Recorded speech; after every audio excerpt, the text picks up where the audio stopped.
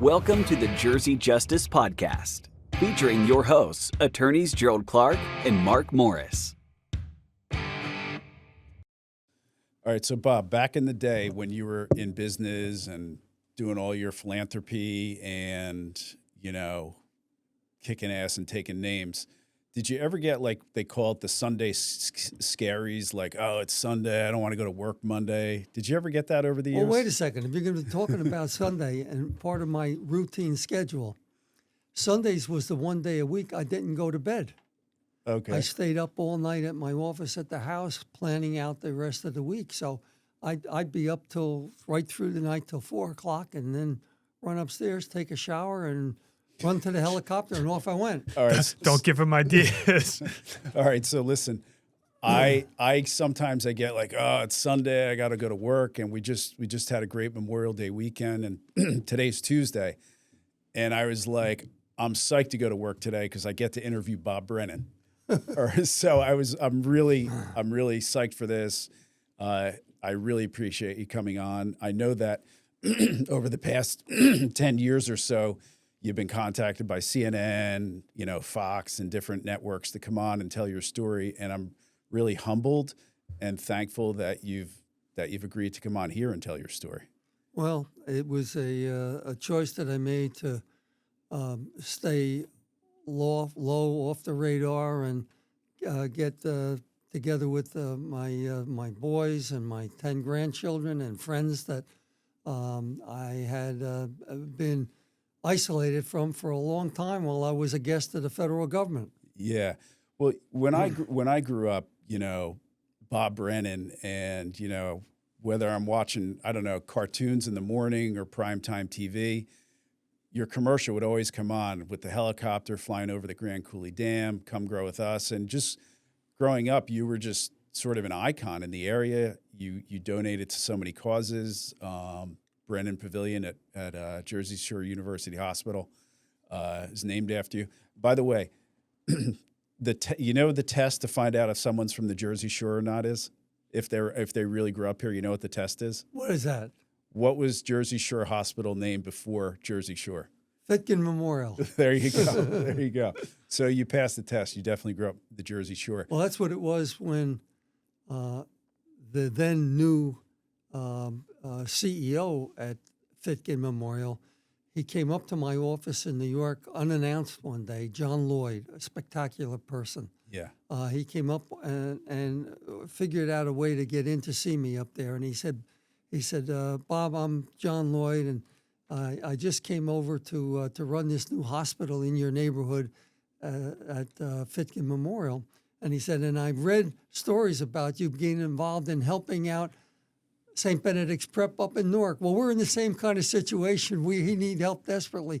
Can we count on you to come? And that's how I was introduced to Fitkin, that then soon became Jersey Shore, then the Medical Center, and then Meridian, and so on and so forth. Now it's the largest medical institution in the state. So me having grown up, Gen X or whatever, growing up in New Jersey, Monmouth County, you need no introduction. I've known you, throughout the years, followed your career, as did many people. But for the people that don't know you, maybe some of the Gen Zs, I guess, right, and the millennials, just a little introduction for what I remember about you is you are a super successful businessman, super personable. You had those really catchy commercials, a philanthropist. You donated to many millions to Seton Hall, and that was back in the 80s and 90s when $1 million was a lot more than it is today, to St. Benedict's Prep. So why don't you just tell us about where you grew up, kind of your background and moving forward. You grew up. Well, I was born and raised in Newark, as North Newark, as one of Henry and Agnes Brennan's 9 children. I fit in somewhere in the middle of that group, and we lived a very humble. Basically, someone would today view it almost as a poverty type thing, where we have 11 people living in a 5-room cold water flat on 219 North 4th Street in Newark. At the time, it seemed great. It seemed normal because it was happy. Everybody got along. My dad sometimes, often actually, had to count on running to the city food pantry to feed us, and we relied on hand-me-downs and passing on clothes from one of the siblings to the next one, and so on. But that's it. But during that period is when I always had an interest in trying to be a participant, to try to contribute to what's going on in the family, as did my brothers and sisters, by the way. I'm sure that's where I picked it up. So that as a result, as a 10-year-old, I had 2 newspaper routes, one in the morning that would be up folding the what was then the Star Ledger, which was the second biggest newspaper in the state, folding them and getting them ready to deliver. Then in the afternoon, the Newark Evening News, which was the largest newspaper in the state of New Jersey at the time, I would deliver in the afternoon. So I was making a few dollars doing that, and then doing other things in between, selling candy from a wholesaler. We called him Uncle Bud, who had a little store around the corner from us on Springfield Avenue, and he taught me the concept of consignment sales. He'd put a bunch of chocolate boxes into a brown paper bag, and off I'd go up to West Side Park, catch people sitting on the benches and sell them boxes of chocolate for 50 cents a box, and I was able to keep 10 cents out of each box. So, 20%, that's not so bad, and then give the rest to Uncle Bud. And that also generated some money for me. Most of the earnings that I had went to my parents. Happily went to my parents, because that's what my other siblings did with their earnings, to just contribute and like the household. So that's really an initiative that started, and it also led, ironically, to my interest in a business that I would later get into and actually became my favorite business, which is the horse business, thoroughbred horse racing. It didn't start out with anything other than me going to one of my newspaper route customers, who was a bookie. And I would deliver the paper to him every day and then go collect my money once a week, what he owed me. And the bookie, I thought, boy, this is pretty interesting, sitting in his garage. He had a six car garage that he converted into his office. So I was allowed to sit in there sometimes and pick up little hints of some of his customers betting on horses. Oh, what is that? Let me see. I grabbed one of the old, what was then the Morning Telegram, and now it's the racing form. And I started reading it and learning, and soon became, as a 10-year-old, one of his customers, taking whatever. If I had a few dollars left, I would bet on the horses, and that continued for years. And until ultimately I was able to take that interest and was fortunate enough to say, I'm going to buy a horse. This was after obviously getting through school. I went to parochial schools all my life, as everybody in my family did. So, between going to St. Rose in Newark and then St. Leo's, which was the parish that we gravitated to, that was in Irvington, but it was a couple blocks from Newark. So we went there. So I went to those were grammar schools, and then to St. Benedict's, which had a long history in our family, St. Benedict's Prep. In fact, this is 2026. The Brennan history goes back 100 years ago this year. Wow. That's when my father was at St. Benedict's Prep. And then I and the 5 Brennan boys all went to St. Benedict's Prep graduating between 1952 and 1967. And I was in the middle of that also, graduating in 1962. And that's, but all the time working, earning and contributing to my family, which was a joy. Why was it such a joy? Because it made my parents happy. Yeah. And there's something about, well, your father, you didn't. It's not as important to make your father happy, but when you make your mother happy and she's smiling, that's a thrill. It's Yeah. fun. So that's what I did, and that led to simultaneously when going to St. Benedict's, and my passion at St. Benedict's was to I wanted to earn an athletic letter. When you grew up, would you say you grew up poor? Would you characterize it like that? Well, when I look back at it, it's exactly what it was. Yeah. But at the time, we didn't look at it that way, meaning me and my brothers. But I can't imagine looking back at it, what impact the relative poverty had on my parents. You know, it's funny. I met you a couple weeks ago for the first time, although as I said, I've known you through the press and talking to other people. But we really had similar backgrounds. I mean, my parents grew up in Kearney. I grew up the youngest of 13 kids, also an Irish Catholic family. And I can identify with a lot of what you're saying. Well, You know, when you're going through things like that, that's what seems normal. yeah, that's all you know. Looking back at some of it, I said, "Oh my God, that was chaos."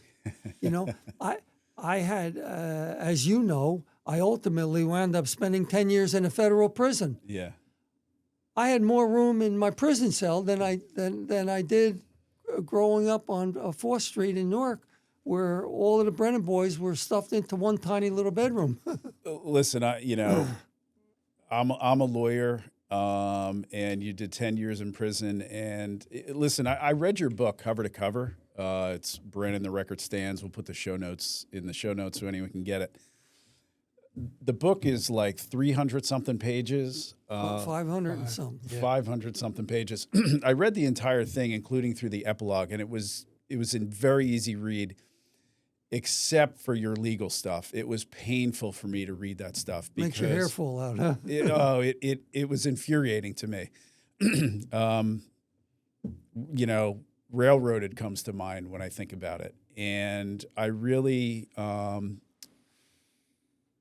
value our country, our democracy, the rule of law, and when the rule of law goes awry or a judge does things that one wouldn't expect or is not within an ordinary person's notion of fundamental fairness, it was painful reading that.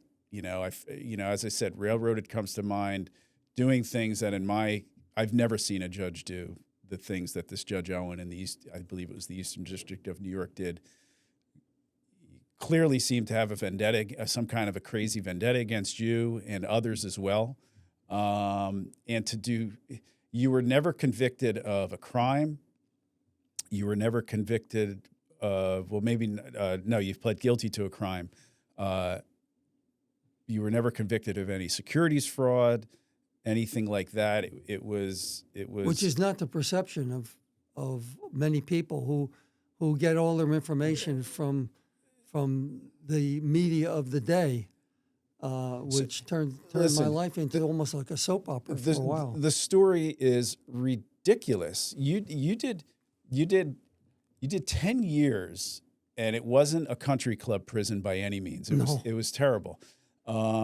And it was for allegedly. But you know, Jerry, before you go on too much, yes, the book that I wrote, eventually wrote, because I put it off for years.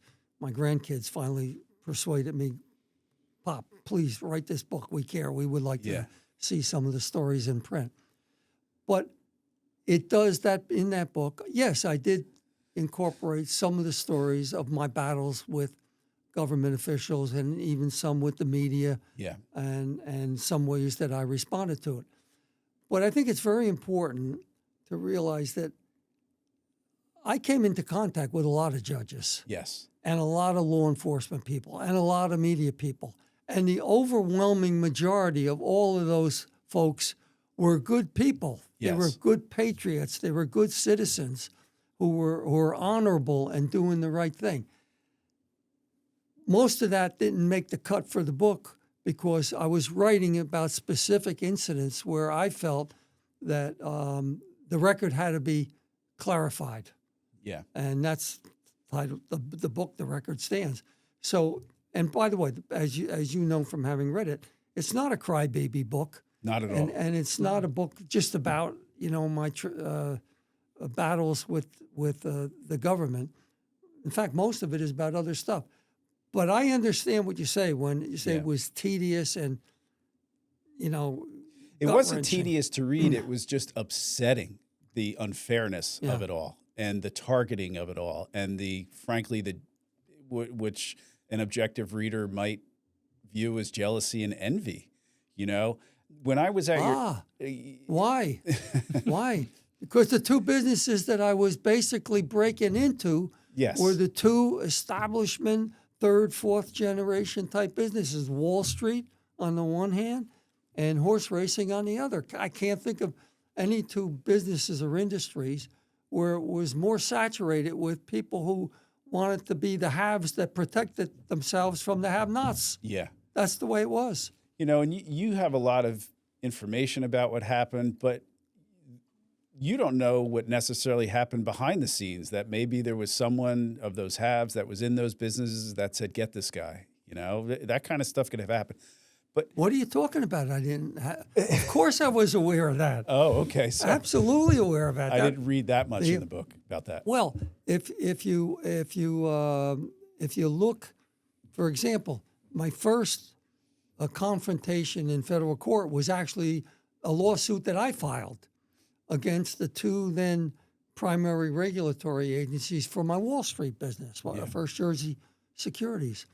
And I filed a lawsuit in Newark and attracted the attention of a Judge Vincent Buno, who was intrigued enough by the complaint that he allowed me to get and ordered accelerated discovery, meaning the government had to turn over thousands and thousands of documents and submit to depositions and so on.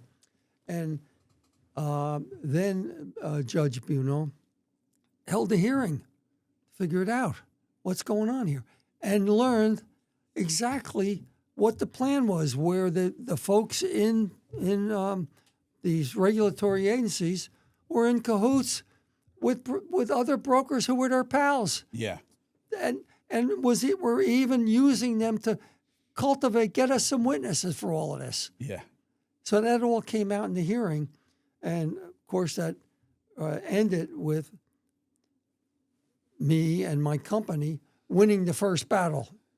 But it took 5 years to get to that point. So yes, of course I was aware that there were, almost conspiracies. Yeah. You know what's amazing about you and having learned so much about you the last few weeks, both in person, meeting you, spending time with you, and reading your book, is that, it's crazy. The Republican Party today is not what it used to be. And there's so many pictures of you you've hosted George Bush at your house. You've hosted Ronald Reagan at your house. You've hosted governors, senators, and congressmen at your houses that you had in Saratoga Springs and in Brielle on the Manasquan River.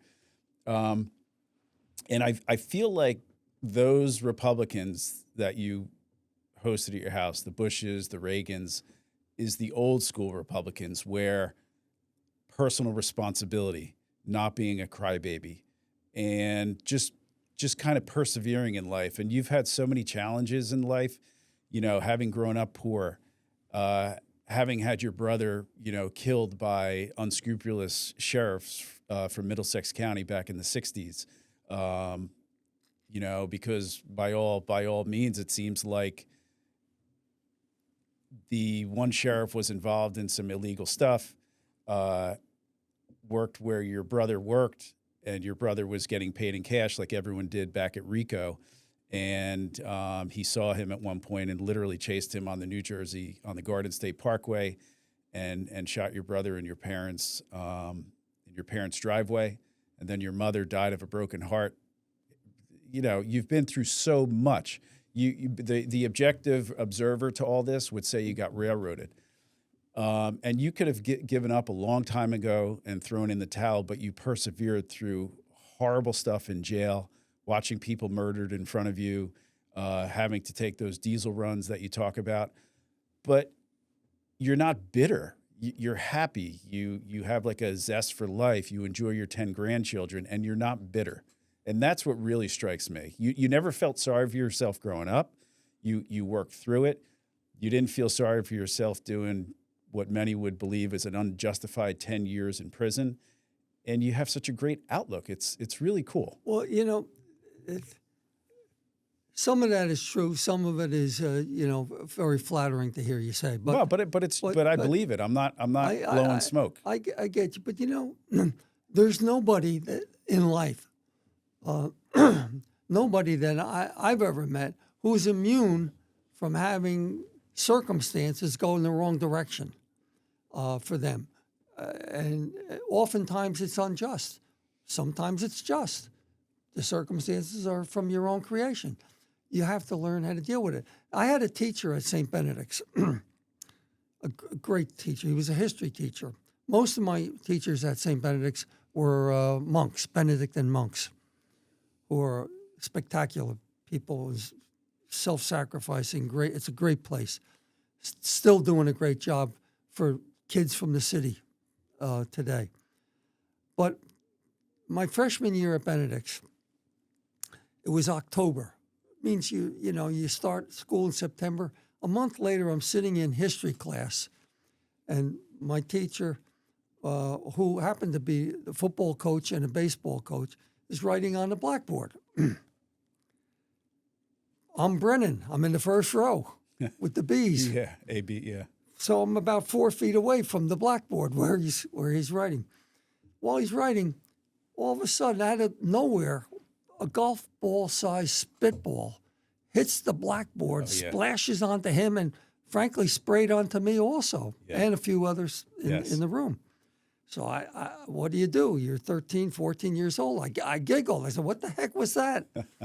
Well, the teacher wasn't amused.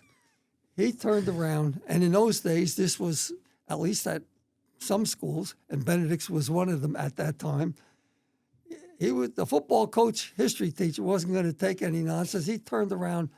I was snickering, whack, with a right cross to across my jaw, knocked me out of my one-piece wooden desk chair, and boom, the desk fell over on top of me. I'm starting to bleed, and I could see he's getting ready for a second whack. When out of the blue, a student in the back of the room, his name was Ray Pizza. I'm going to give him credit, Ray Pizza, who was a football player. He stands up. Mr. Schiller, my teacher, Mr. Schiller, he didn't do it. I did it. So Gene Schiller, who's a spectacular person, says, Brennan, get up, get in your chair. You were a victim of circumstances. Get over it. I mean, I'm stunned. I'm bleeding. I had a gray tie on, and the school colors were maroon and gray. Well, the blood coming off my lip turned it into maroon and gray. I had a tie.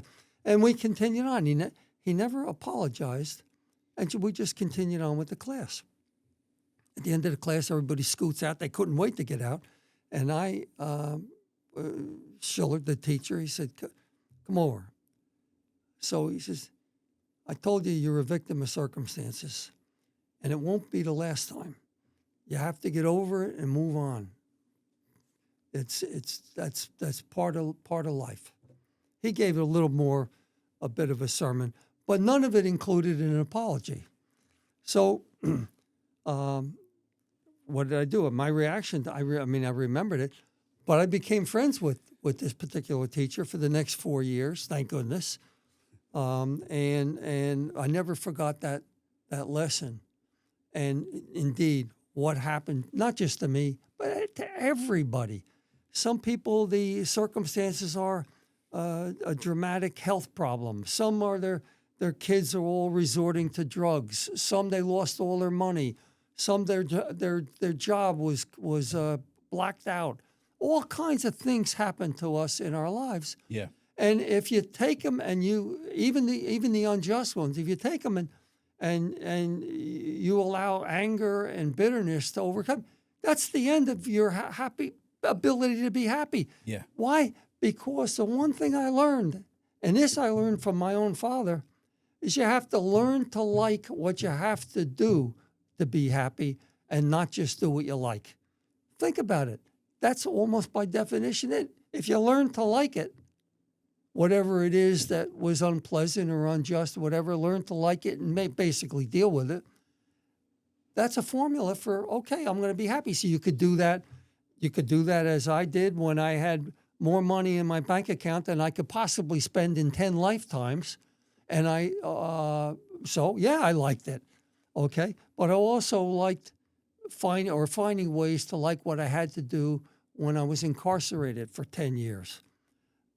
If you have to clean toilets, learn to like it so that you're not waking up like you were talking about earlier on Sunday night. And what do I have to do? Oh boy, tomorrow I have to clean toilets. No, hey, tomorrow I get to clean toilets. Yeah. You know, I get to clean some, whatever it is you have to do. And that is, to this day, kind of been my approach to my life. So yes, it's true that while going through some incredible tragedies in our family, well, just like every family has to at some time or another go through, adjust and deal with it. You mentioned, Jerry, my mother passing away and that tragedy. But here was a reaction, again, that I saw of an example in my own family, my father. My brother, who was kind of the Irish twin, Kevin, right? Yeah. Yeah. But you know what that's like when you're born 10 months apart in an Irish family, you're Irish twins. Yeah. And so Kevin and I indeed were born in the same year, 1944, which makes me a pretty old man. But when I was 24, 25, he was 10 months younger than me. I just started my job on Wall Street. I had when I got out of school, I had studied accounting at Seton Hall University, worked for 3 years as an intern with an international CPA firm, which you had to do in order to pass the CPA exam. So I did that, and when I completed the 3 years, took the exam, passed it, and the month that I passed it, I went up and resigned from the CPA firm. Why? Because I wanted to do other things.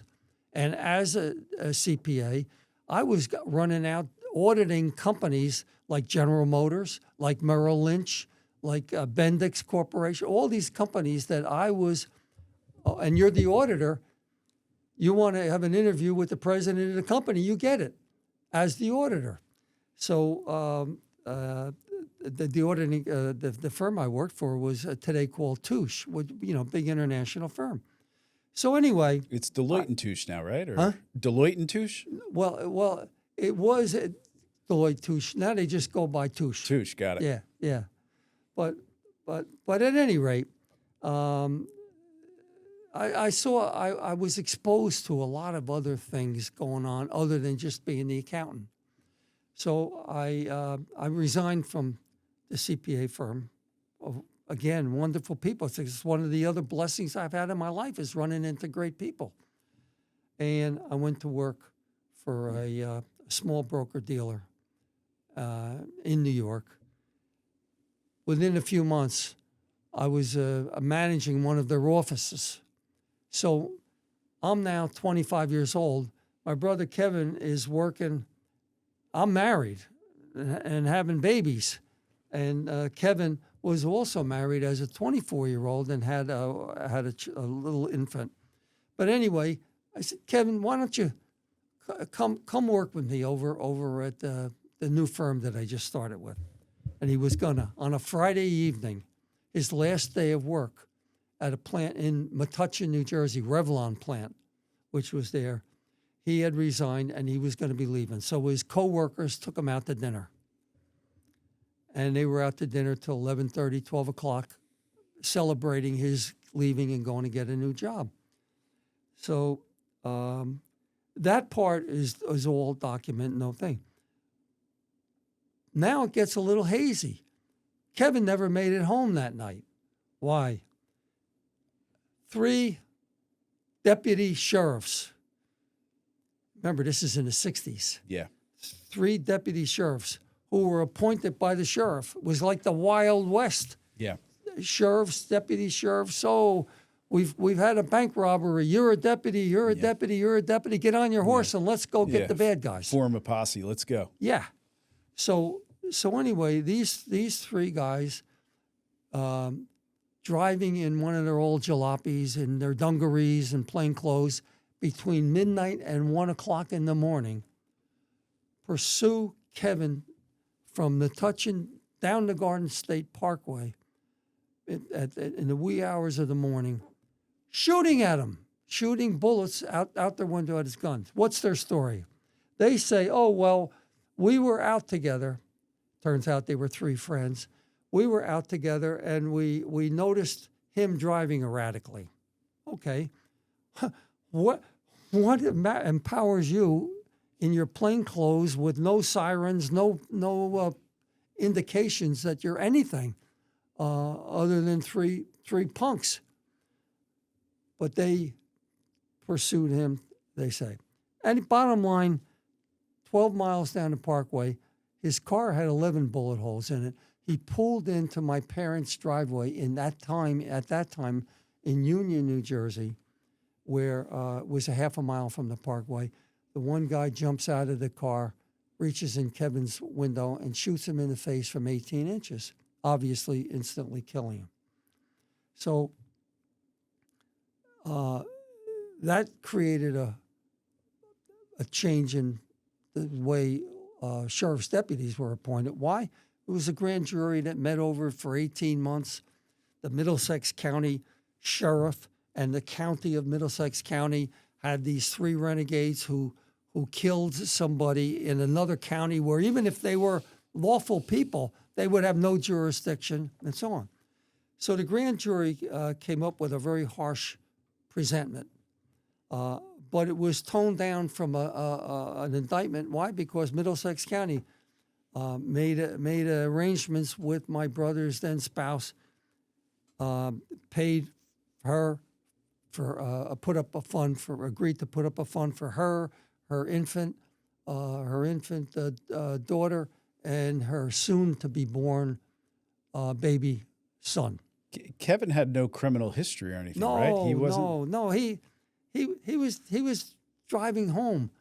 He was driving home. And then they threw one of those starter pistols that they use at the swim meets into the passenger seat. In those days, many people in law enforcement who I've become very good friends with over the years told me back then it was common for people like that to carry a starter pistol from people, meaning law enforcement people. Yeah. To carry one of those things to contaminate a scene if things went wrong. Because it looks like a handgun, but you can go buy it at a sporting goods store because it's not. No, it's a start a race. You start a cap. It's a cap gun. Yeah. So. And they found that on his. They say that they found it in his car. Yeah. So they're saying, oh, we thought he had a gun. Yeah. We thought he was going to shoot us over the 12 miles. 12 miles down a darkened road between 12 midnight and 1 in the morning, shooting the gun. Bottom line, it turns out that the one of the 3 guys who ultimately killed him, who jumped out and killed him, was a security guard at the Revlon plant that my brother had just left and worked from. So now speculation starts. Yeah. The speculation, not mine, but from law enforcement people. Speculation was, okay, he was just paid 2 weeks' pay that night. But in cash in an envelope. In an envelope, in cash, like all companies paid their employees then. Yeah. And the speculation was that he was robbed, that they saw Kevin recognized the one of the people, the one who ultimately pulled the fatal shot, and panicked. Recognized him from where Kevin worked. Yeah, because he was a security guard. Kevin's going in and out, passing security. So, bottom line, that was a terrible event. Yeah. And tragic for our family. So tragic that the day after we buried Kevin, my then 54-year-old mother went up to bed. I was with my parents that night in their kitchen in Union, and she said she was going to go up to bed, which she did, and my father was still sitting there talking. Bottom line, I left, went home to my little family in Heightstown. Get a call from my father at 2 a.m. My mother went up to bed and died. And they put on her death certificate of a broken heart. Now, why am I'm setting that up as the actual story that happened and the tragedy, the circumstances, the victim of circumstances story. How did my father handle it? That's when his life changed dramatically and the lives of all of his children also as a result of his manner of handling that terrible tragedy in our family. My father came to work with me for several months, and all of a sudden he's disappearing on weekends. For leaving on Thursday, coming back on Monday, leaving on Thursday, coming back on Monday. I tell all my brothers and sisters he's obviously found a girlfriend. Yeah. And he doesn't know how to tell us. What should we do? I'll leave him alone. He'll come around. He'll tell us. One day, 6 months later, after this went on every weekend for 6 months, he comes back one Monday. He says, Robert, which is what he called me. Everybody else called me Bob all my life. But my family, I'm Robert to my whole family. I don't know how that happened. But he says, Robert, any chance we could have dinner tonight? There's something I want to talk to you about. Dad, it's great. We're all happy for you. We talked about it. We're excited and happy that things are going well for you. Well, how do you know? I said, what do you think? I just fell out of a coconut tree? Yeah. Right? He says, well, then I guess you know that I'm going to be leaving next week. Leaving for where? Well, let's go have dinner. Now, you guys all think he's got a girlfriend Of course. and he's got something going That's on. What else would we think? Yeah. So we go to dinner because he's going to be leaving next night. I said, whoa, okay. We better have that dinner and talk about what are you talking about? It turns out he had been going on a retreat, weekend retreats up in Massachusetts, driving from New Jersey up there every weekend. And he was going next week for where? To enter the Sacred Heart Seminary in Milwaukee to join an order of priests to study, which he ultimately did, spent 4 years more studying, was ordained a Roman Catholic priest after raising 9 of us and trying to get us to be priests or nuns. You know, he's the one in our family who did it.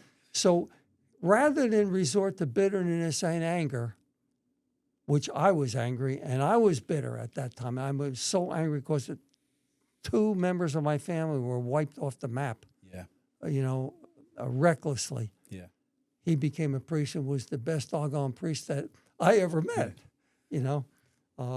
that's how he spent the rest of his life. Let me ask you a question. And by the way, you described that's a vignette of the conservatism that I know, not feeling sorry for yourself, finding a way, persevering, getting through.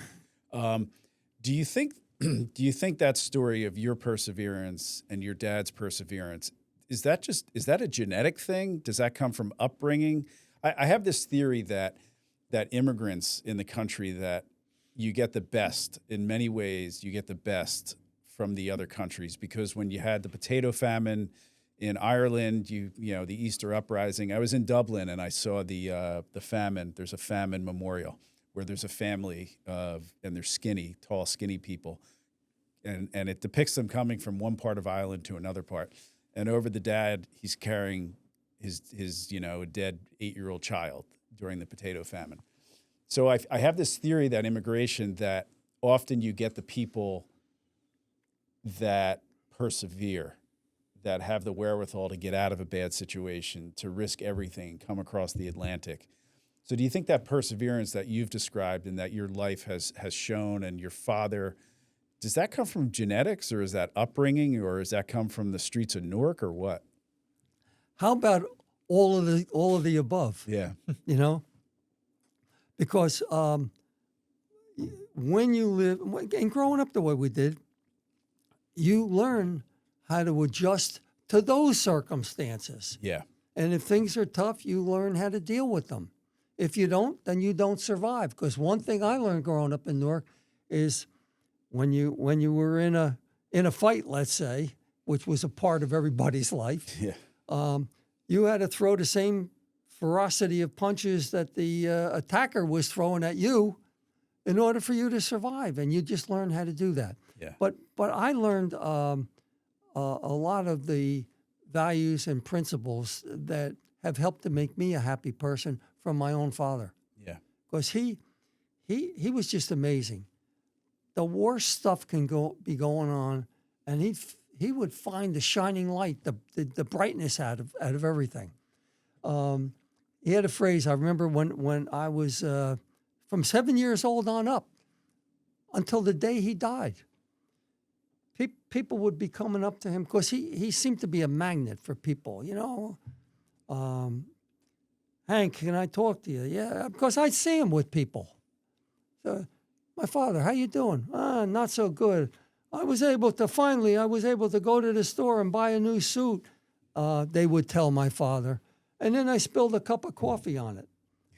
Cheer up. 50, 60 years, we'll all be dead, would be my father's response.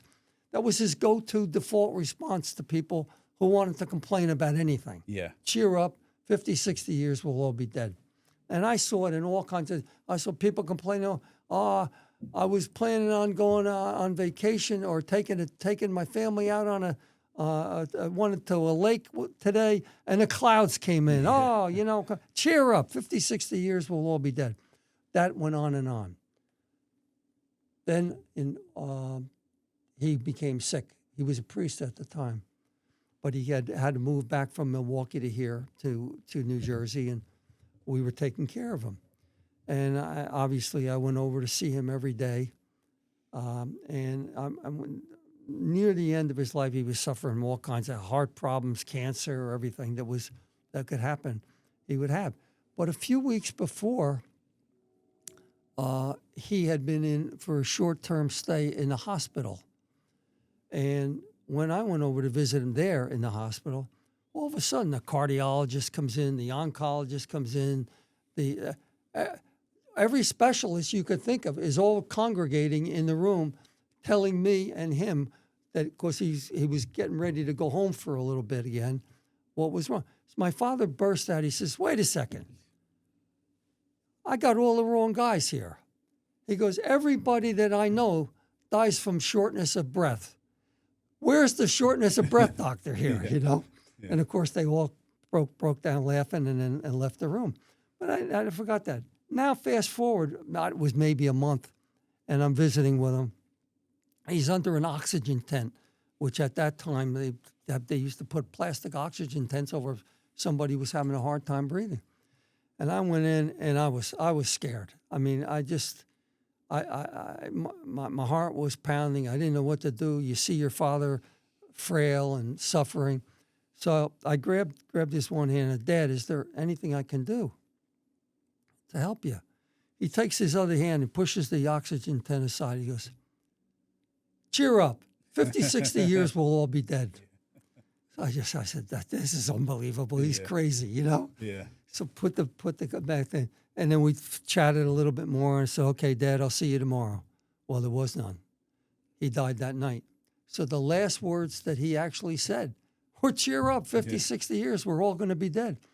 And but that's another lesson you learn to get through.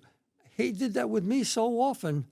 I mean, when I was 17 years old, and he finally had the ability to buy a car. I come home from school, St. Benedict. "Dad, I had a girlfriend. Dad, can I borrow the car just tonight?" "Yeah, all right, you can borrow it, but be back here by 10 o'clock. So off I go. Naturally, I wrecked the car that night. An accident. We're in Newark. I drive into South Orange, going through some of the fancy streets up in South Orange with my girlfriend. Boom, get hit. The car's total. I get brought back to my house by the South Orange police. They come in, and the police give my father the key to the car. My father said, "What happened?" I said, "I had an accident." "Where's the car?" "It's in bad shape." "Were you hurt?" "No." "Was anybody else hurt?" "No." "All right, cheer up. 50, 60 years, we'll all be dead. We'll talk about it tomorrow." And he goes to bed. Yeah. That was his reaction. Wow. Okay, I thought this is it. I'm cooked.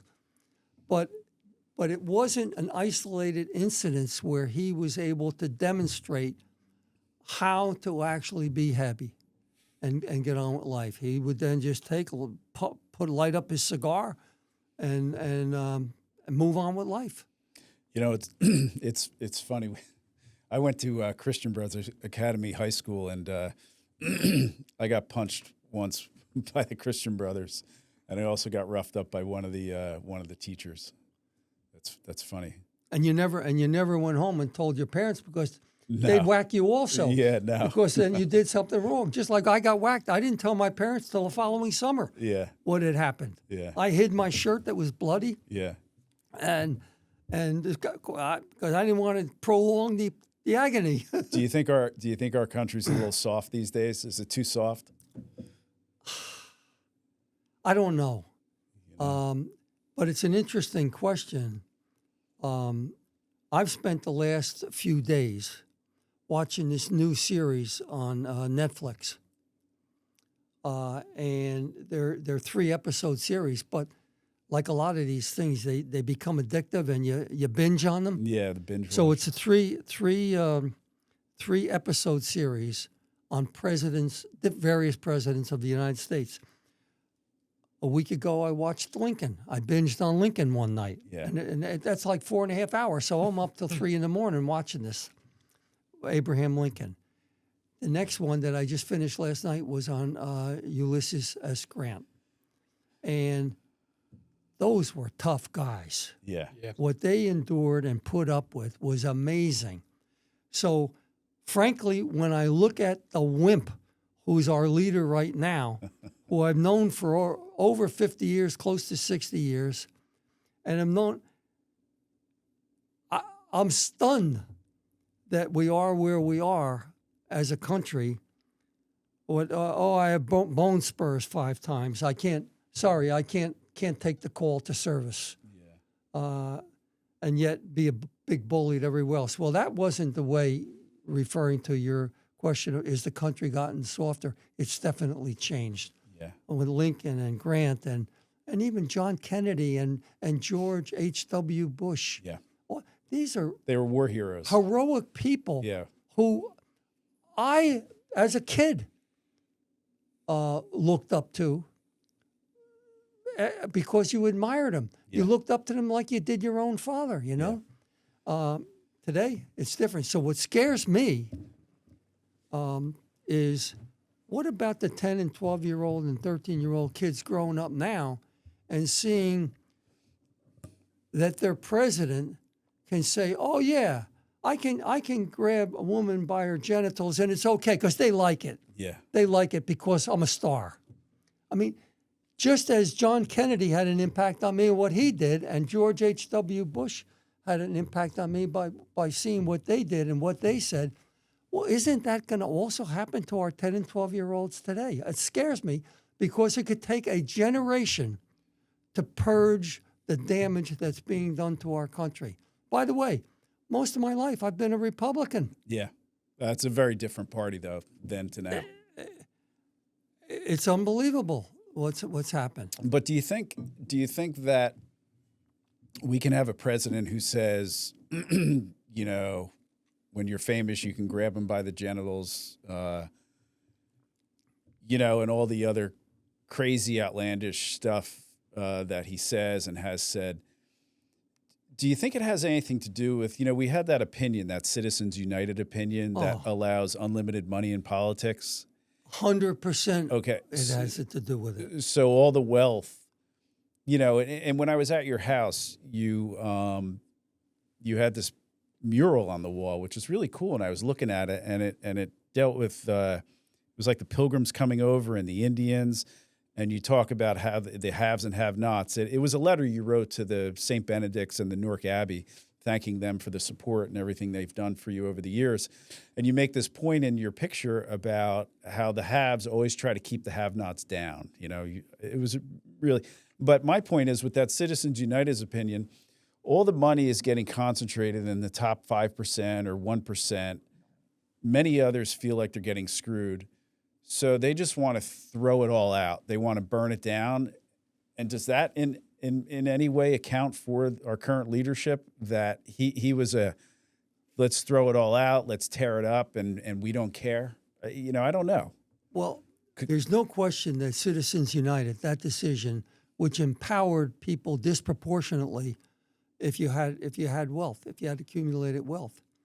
And when you have that power, which the Supreme Court has blessed, has said, yeah, that's great. Yeah, what free does speech. It do? You know, buy your congressman. That's free speech. It allows them to preserve that lifestyle and even enhance it to protecting even more, which was what we see today, where the have-nots are getting less and the haves more. Yeah. And the gap is growing between the two, which throughout history, over thousands of years, often, if not most of the time, leads ultimately to some kind of a revolution. Yeah. Because it just gets to where it becomes unbearable. So yeah, that happens. The drawing that you're talking about was I was sitting in Fort Dix Federal Prison on Cinco de Mayo on May the 5th, 2006. And I wanted to write a note to my friends, the monks at Newark Abbey, St. Benedict's Prep. You got out in 11, right? 2011. Yeah. So that would be, I'm bad at math, 5 years before you got out. Yeah. Halfway through. I was right in the middle. I was right in the middle of my my tour vacation. Of duty. Yeah, your vacation. My fully paid vacation. So I drew this what amounts to a cartoon with colored pencils of a picture of a ship. We'll call it the Mayflower, with pilgrims getting off the ship and rowing into the shore on their little rowboats from the big boat, and there are a group of Indians standing on the reach, and the elder of the Indians there was looking at his kids, and then I put the phrase, we better tell the chief to build walls and prisons in case the Italians, Irish, or Mexicans get any ideas, meaning coming and invading our territory. Yeah. Well, that was 2006, 10 years before our current leader started mouthing off about the Mexicans and building walls and prisons. Yeah. It was crazy. I mean, I don't know what, but at any rate, the whole theme there was the haves have always wanted to protect what they have and keep the others under control. Yeah. You know? Hey, Oscar, can we take a break real quick? All right, so let's go back a little bit. I mean, by the way, again, I'm not trying to sell your book because I'm not getting a cut of it. Who's getting the money for this book? When first of all, I was asked to write a book. Yeah. When I was released from incarceration by a number of publishers, and I said, forget writing a book. The only one who should write a book is Jesus. Yeah. Because everybody else, who cares? Eventually, it's a who cares. So I turned it down and walked away from that opportunity at the time. A couple of years ago, one of my sons, my oldest son, arranged for a Father's Day weekend down in the Cayman Islands, of all places, which are where I've been all over the world, but not to the Cayman Islands, which is the money haven. You know, for all these years, people say, oh, he's stashing money all over the world, and the Cayman Islands probably has a lot of secret accounts, which was all BS. But anyway, my oldest son, who is a lawyer, like yourself, arranges a Father's Day weekend with a few of his kids, his sons, and we're down there for 4, 5, 6 days. And what are we doing? We're at lunches and dinners and going out on boats, and the kids, as they always want, the younger one, they want to hear more Pop stories. I said, okay, Pop, you got to write a book. No, I said, same story to them. Only Jesus should write a book. Who cares? Nobody cares. Then by day 5, we care. I said, all right. I'll tell you what. If I get a chance, I'll try to type up some of this information and give you a document, a Word document that you can have if you want to have these stories. But I'm not going to write a book. Well, I started about a month, 2 months later, and I'm now learning my new skill, because before I went to prison, I had never had my fingers on a keyboard. I had 10,000 employees in all the different businesses, whether it was the Wall Street business, the racing business, the racetracks, the stables, the restaurants, all these different things that I'd become engaged in. But I never hit the keyboard. My command center was up on Wall Street, where I'd have 6 or 7 different video terminals there. And I could see what was being reported on all the terminals, what's happening in my brokerage firm, what's happening with the breeding operation for the horses, what's happening in the restaurants.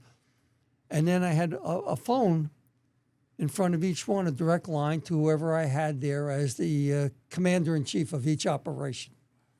So I see something I want to change, pick up that phone and talk to whoever it was. If it was the restaurants, I'd pick up the restaurant phone and get a hold of Jack Baker, who was Wharfside. The Wharf. Well, he was the Jack Baker's Wharfside, but I named it the Jack Baker's Wharfside because he was a well-known guy. And then I had seafood restaurants from Florida up to Maine. We went out the other night, and then you sent me a really nice text that said, "Hey, I thoroughly enjoyed it and everything." And I think what I wrote back to you was, I was thinking of this story. I don't mean to interrupt you, but I think you had like President Bush at your house, and then there was this crazy investor guy that always had you investing in Manasquan, New Jersey. Oh, yeah. We used to have there was a waterfall market in Manasquan. I was blown away by that part of the book. Action Park. Yeah. And anyway, the guy calls you. I think you left your house. You had the president there, and you went to something. And in Seaside, where they broke into the he broke in and then went back. I'm like, what the hell am I doing? I get out because you all wanted to take a look at it. And I texted you back. I'm like, I'm glad we never hung out back in the day, and I wasn't in your thing, because we would have gotten in a lot of trouble together. You could have been a roommate of mine for 10 years. Yeah, exactly. Anyway, sorry. Go ahead. You're telling the story, Jack Baker. Yeah. Well, no. We were drifting around. I don't even remember where we were going at this point, but we were drifting around, and you had your command center in Wall Street. I didn't know about computers. Yeah. I mean, I used them, but I had people inputting. So, at any rate, I get out. One of the first things I did when I was released was I started taking lessons. All of a sudden, when I walked out, I said, what is this thing called an iPhone? Yeah. What is it? Yeah. What is all this stuff? And I started taking lessons every week, which I do to this day. Why do I continue now, 15, 16 years later, taking lessons? Because the more lessons I took, the more I realized I don't know anything. Yeah. So I did it. But anyway, I did learn enough to sit in my hunt and peck technique to type out. So I'm going to type up some of these stories for the kids. Before I knew it, I had 1,500 pages of stories, which is 3 of those books that we were just talking about. With the 500-page book, I had 15. So a couple of people wanted to peruse I guess what became a manuscript. It evolved into one. Oh, you got to do this as a book. I said, no. Yeah. Eventually, my grandkids convinced me to do it for them. But I can't do a 1,500-page book. It would be like War and Peace. So I had to narrow it down. I cut out 2 500-page books, which are now just sitting in my mind, in my memory, and on recall if I ever want to do it. And that's what I did. I'm fascinated at the life that you've lived and continue to live. And by the way, like when you tell the story about the sheriffs and the tragedy to your brother, there's more to that story, which is in the book, including that you actually spoke to the guy years later that did it and talked to him. And we don't have to tell that now. But the life you've lived, it's incredible. All the things you've done, that you've seen, the people you've met. It's a high octane life. It's crazy. Well, it has been, and I was talking to someone earlier who asked me how did you get all of that stuff done? Somebody who recently read the book. They said, how did you do all of that stuff? And I said, well, at the time it seemed normal. When I think of it myself now, I'm overwhelmed by it. I mean, one day you were in one day you were betting on tracks in London, New York, Florida, California. That's it. That's insane. 10,000-mile trip In one day. to see one of my horses running at each of those tracks. But Bob, do you mind giving, like, you graduate school, I think it was Mayflower you were working at, and then you start your own, is it a brokerage firm? Can you kind of just tell the people a little bit, like, how you built what became this empire? I think at one point you have like 6 mansions, private jet, helicopter, yachts. Like, how do you get there? And then have those days that Jerry's talking about where you're betting in London, you're here, you're there. I think you won $800,000 at a casino one day. Part of the idea of this podcast, just Jersey Justice, was to try to figure out, like we had on Justice Barry Alvin, how does one become a Supreme Court justice? Yeah. You know, we had on Governor Jim McGreevey. What led someone to become the governor? Like, what's the secret sauce? And for you to live the life that Mark just described, I guess. Well, it started out because you sure as shit didn't grow up with a silver spoon in your mouth. No, it started out as a newspaper delivery boy. Yeah. And from there, it becomes contagious. It was part of my personality. When growing up, I always had jobs, multiple jobs, doing things and making some money, and then went to school. When I was at St. Benedict's, and my passion at that time was I started saying earlier, to earn an athletic letter. Like my 2 older brothers, Mickey, Michael, and Henry, who we called Bubby, who were at Benedict's, and they earned athletic letters. When I was a kid in grammar school, I looked up to them and saw that I want to do that. And I was a decent basketball player. So I was playing basketball for Benedict's, and then in early in my junior year, the beginning of the season, I broke my wrist. So that put basketball out of the question for that year. Within a week, I was down at the Newark Evening News, not delivering newspapers anymore because now I'm 16, working in the classified advertising department of the Newark Evening News 42 and a half hours a week, from 3:30 in the afternoon to 10 o'clock at night, 5 days a week, Monday to Friday, and on Saturday from 7 a.m. to 6 p.m. in their classified ad, which was the big revenue generator for the newspaper at the time. So I'm there as a kid, and I'm working. I'm taking ads for used cars, houses for sale, jobs. It wasn't people didn't have their phones to have all that information. They put in a classified ad. My dog is lost. My husband's missing. You know what? I need a job. So was a big part of the newspaper's revenue. So I'm there, and I'm working. I'm learning. I'm meeting people. And it's exciting because you're making money and you're doing them. That continued for my junior and senior years at St. Benedict's, and then continued into college. I graduated from St. Benedict's on June the 6th, 1962. I started college 7:30 in the morning, June 7th, at Seton Hall. Summer school. I started the next morning and went to school days at the South Orange campus, 7:30 to about 3 o'clock in the afternoon, fitting in as many classes as I could cram in there. Got on the bus down to downtown Newark to where the Newark Evening News was. Continued my job there from 3:30 to 10 every Monday to Friday, and on Saturdays from 7 to 6. Got on a bus and went home, and that became my life.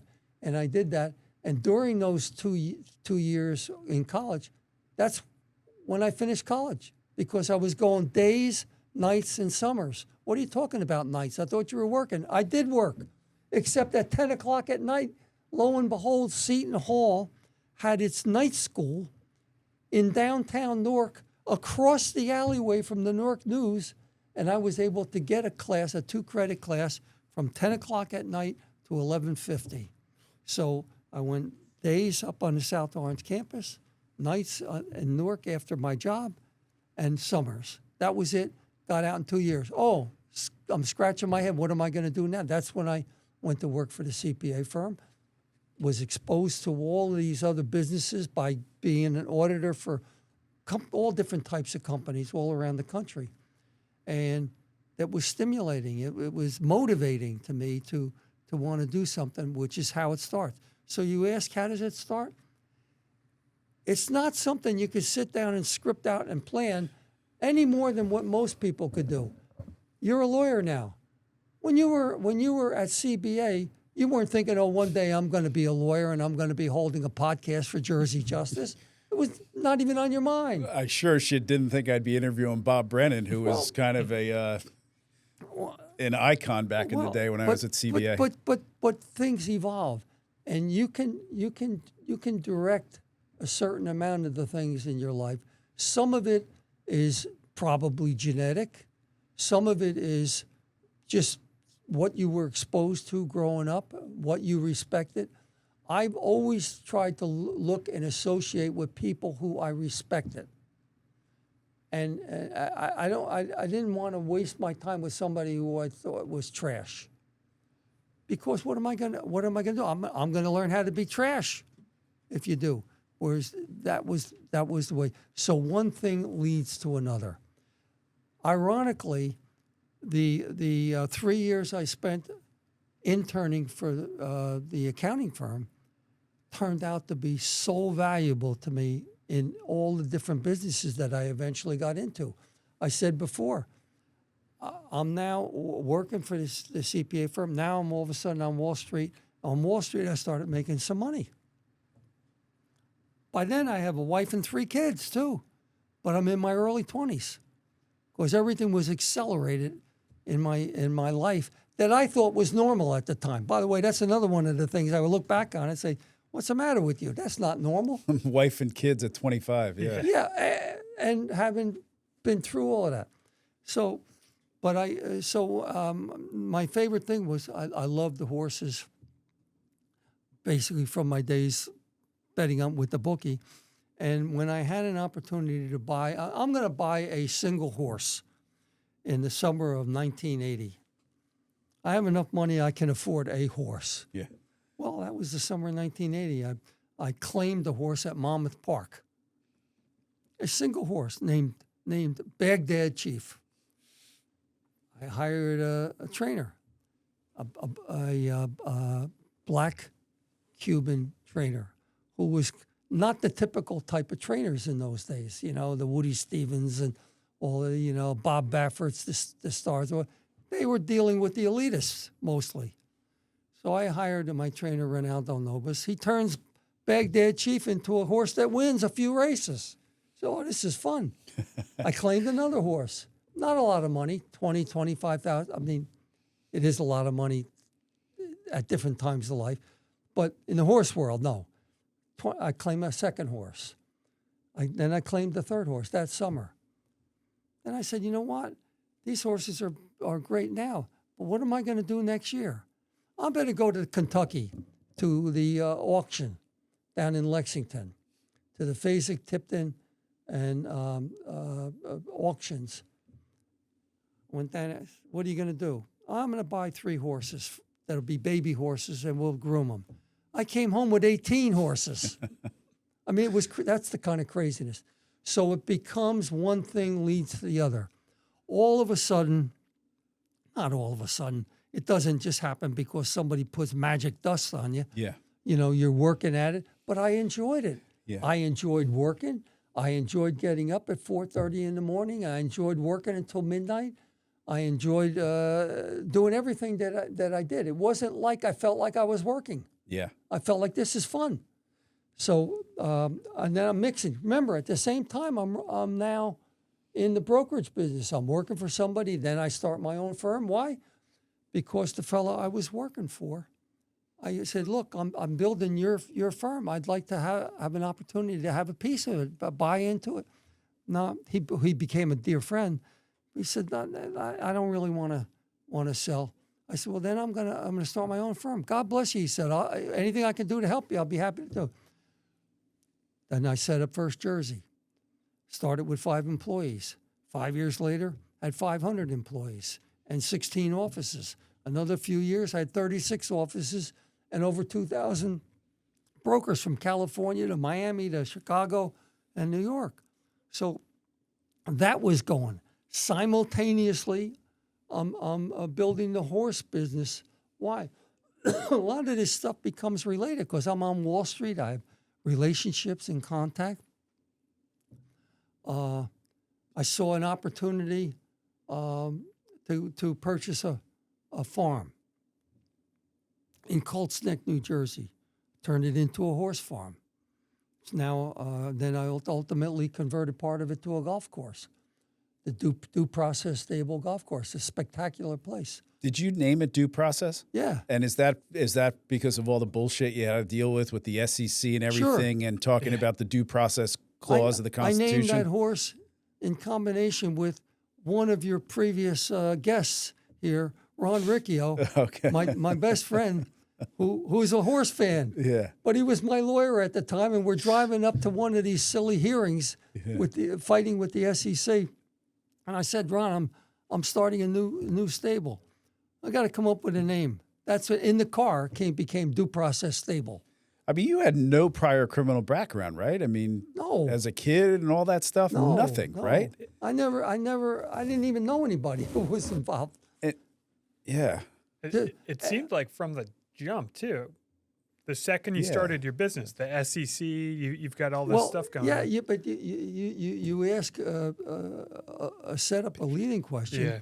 What when I We're lawyers. when I got into the Wall Street businesses, I was simultaneously building other things. The crazy thingness that you sort of were introducing, one of the things was I met a guy named Irv Kirsch. Okay, that was his name, Irv Kirsch. Irv Yes. Kirsch, who was famous at the Jersey Shore. Yeah. He owned all of the slum houses in Manasquan and other towns. Yeah. Okay, so, but a really fun guy, good guy. And he's making money. He had vending machines and these houses on the boardwalk. Anyway, I meet him, and I develop a little bit of a relationship late at night with him, going over at my then restaurant, the Wharfside in Point Pleasant. And I'd meet Irv sitting there, and we'd have 11 o'clock at night dinner. We're the only 2 people in the restaurant. And we start talking. Well, Irv had a piece of property on the beach at Manasquan, right on the beach. And I saw a water slide in South Carolina, the only one that I saw. They weren't prevalent anywhere. I said, Irv, we got to build one of these things. I want to build one. Can I use your property on the beach? That winter, I built Wild Mountain. It was called Wild Mountain. Was that around when you were younger? Yes. I don't think I never had money to go there though. Wow. Well, you would love it. But the other you kids would did. love it today because I fed more lawyers business from Wild Mountain as they just would wait. Cut that, Oscar. Oscar, cut No, that. we're gonna keep it. They would be at the base of where the chutes are coming in. Yeah. And kids are flying through the 3 tunnels in the mountain and colliding with each other, coming out of the tunnels. And unfortunately, there were a number of injuries. So they had to what did they do? They had to go out and hire lawyers to help them. Yeah. Well, that was enough for me. After a few years, I finally gave a thing. I had built it. I built the mountain on Irv's property, but then he had a half interest in it. So I finally said, Irv, you have it all. Here, it's yours, free. Yeah. Free. Take it, because at the time, I'm involved in so many businesses that it was becoming a distraction. So I give it to him, and leads to the other story that you were introducing. I'm home one Sunday. Wait, Bob, I'm sorry to cut you off, but that water, just to give an idea, because it's all in your book, but that water slide, instead of just scrapping it, don't you guys use that to fill in some of the area around Manasquan? I don't know if it was the Glimmer Glass or what, but that turns into like a multi-million-dollar profitable endeavor. That goes on. Okay. Because right now, Irv still, I give the water slide to Irv, but I'm doing other things with him. These are fun stories. By the way, I'm also simultaneously fighting with the SEC every day. And wearing masks to court sometimes. Well, the SEC, from the day you opened your own See firm, how you're jumping around, so that's why. it's the ADD generation. That's what we do. We can't concentrate anymore, you know?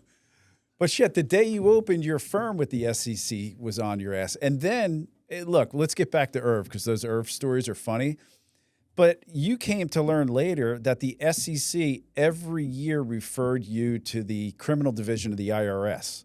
That's correct. For like 20 years. 17 years. For 17 years for a guy that's got no criminal background, and they didn't find jack squat. You would overpay your taxes. Yeah. And by the way, your fortune, half of it you gave away. That's correct.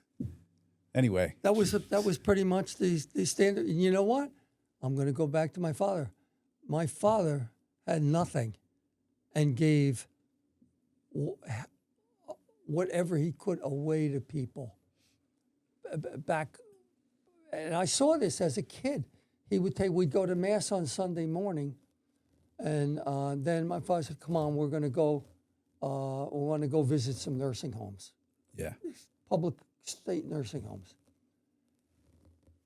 He would go to Kresge's and Woolworths, 5 and 10 cent stores.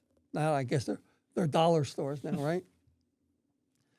And buy a couple of T-shirts or a pair of socks, and go to the nursing homes, dragging me along to give to people who he would meet at these nursing homes. And I'm watching him. In the beginning, I weirded out over these things, because you go into a nursing home and you're an 11-year-old kid, and the old folks are grabbing your hands, and the place, the odor, the body odor, the everything about the place is unpleasant to the 11-year-old. And when people grabbing your hand, you say, "Whoa!" Well, guess what?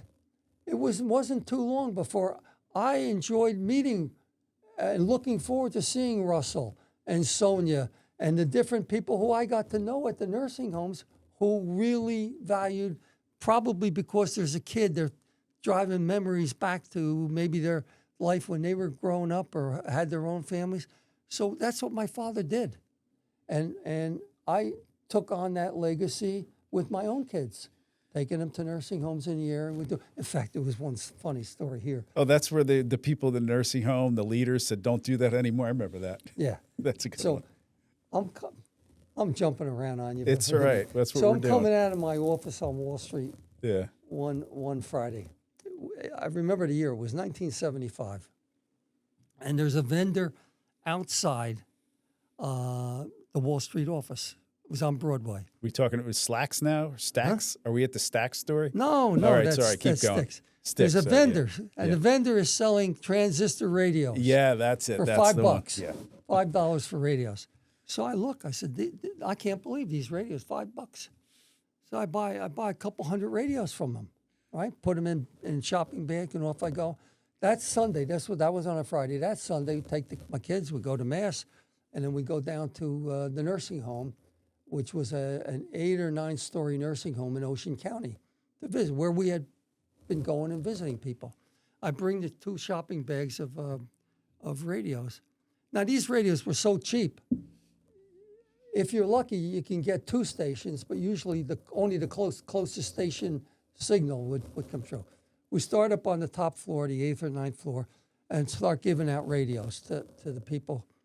Well, a lot of these people can't hear, so they got the radio turned up full blast. It only goes to one station, some country music station.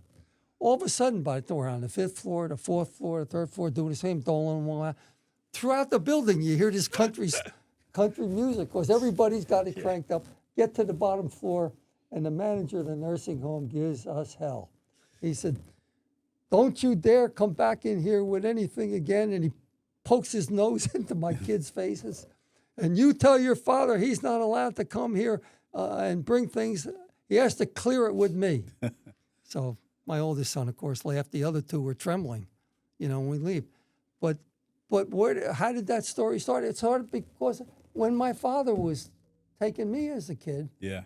And that's what I would do. So the cynic would say, "Oh, he's a rich guy that's, he's got all, and he's fighting the government. So the only reason he donates money and the only reason he does this is for his public image, but it doesn't, you weren't going to the nursing home for your public image." No, the truth of the matter is, most of the things that I got involved with never had any visibility. Yeah.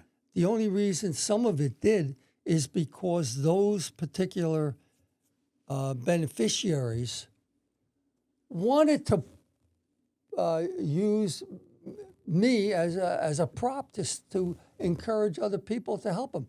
When I built the Jersey Shore at Jersey Shore, and I was on the board and I chaired the project to build a new hospital for what was Fitkin Memorial, and we needed to get more people involved. They wanted to name the building the Brennan Pavilion. Why? Because they wanted to identify that people in the area can help and motivate other people. And to a certain extent, it worked. Yeah. Same thing at St. Benedict's. The name of the building that I built up there was the Henry and Agnes Brennan Building. Why? Because the alumni of Benedict's, which are legendary for the last 100 years, then say, "Oh, well, I guess the school's not going out of business. Yeah. Let's try to help." Same thing at Seton Hall, the Brennan Rec Center, which has now been changed to a different name, but so those things got attention. Yeah, the media picked it up. They did stories, not because I submitted and had a press conference. The recipients of those gifts did it because it helped them. I think when you went out of the spotlight, I think around the same time the Asbury Park Press went out of business. Yeah. Or at least got a lot thinner. Because what happened is the Asbury Park Press sold newspapers every day to people who wanted to read the next chapter of the soap opera. Yeah. And it would start out, it was a repetition of the previous day's chapter, and then they would launch into something, and it became silly. Yeah. It became silly because there was, for a period of time, not a day would go by where it wasn't on the front page, something. So we're almost, you just forget about it. All right, so the Magic Mountain thing in Manasquan wasn't enough. Wild Mountain. The Wild Mountain in Manasquan wasn't enough. You had to create an entire park in North Jersey in the mountains called Action Park. Action Park. Up in That New was Jersey. you too? Did I miss that in the book? Well, I told you I had to take 2 books out of the book. Oh, that's so funny. Up in Mountain Creek? That's it. Wow. So Action Park became quite a wild place also. Yeah. But those were like sideshows to my life. Yes. Because I had a serious life too going on. But you go back I got a question before I forget this. Yeah. Did you ever have to read the book The Stranger by Albert Camus in high school or anything? I love that book. No. There's a book called The Stranger by Albert Camus. No, I didn't. It's like mandatory reading in high school, at least. At least the Christian brothers made it mandatory, maybe not the Benedictine monks. But it's a book about existentialism. Whatever is, I guess that means I exist, Mark. Yeah, I think he tries to argue it's not supposed to be, but it's Yeah. definitely existentialism. But there's a song by The Cure called "Killing an Arab," and there's a whole thing, the whole premise or something. I think I got like a C in literature in high school when I had to read that book, so I'm probably carving this up pretty good. But the idea was that was better than I did. yeah, it might have been a C-, I don't know. But it was Algiers was a French colony in Africa, and the indigenous people, I guess, were Arabs. And then the stranger shoots an Arab on the beach in Algiers, and the Arab dies. And then the stranger, I guess the stranger's the protagonist? Yeah. Yeah. He's supposed to be. He's like, has no reaction. His mom dies. It's just like she died on a Tuesday. Yeah, and he loves sand, salt, sea. But anyway, he kills the Arab on the beach, but the Arabs were like second-class citizens in Algiers.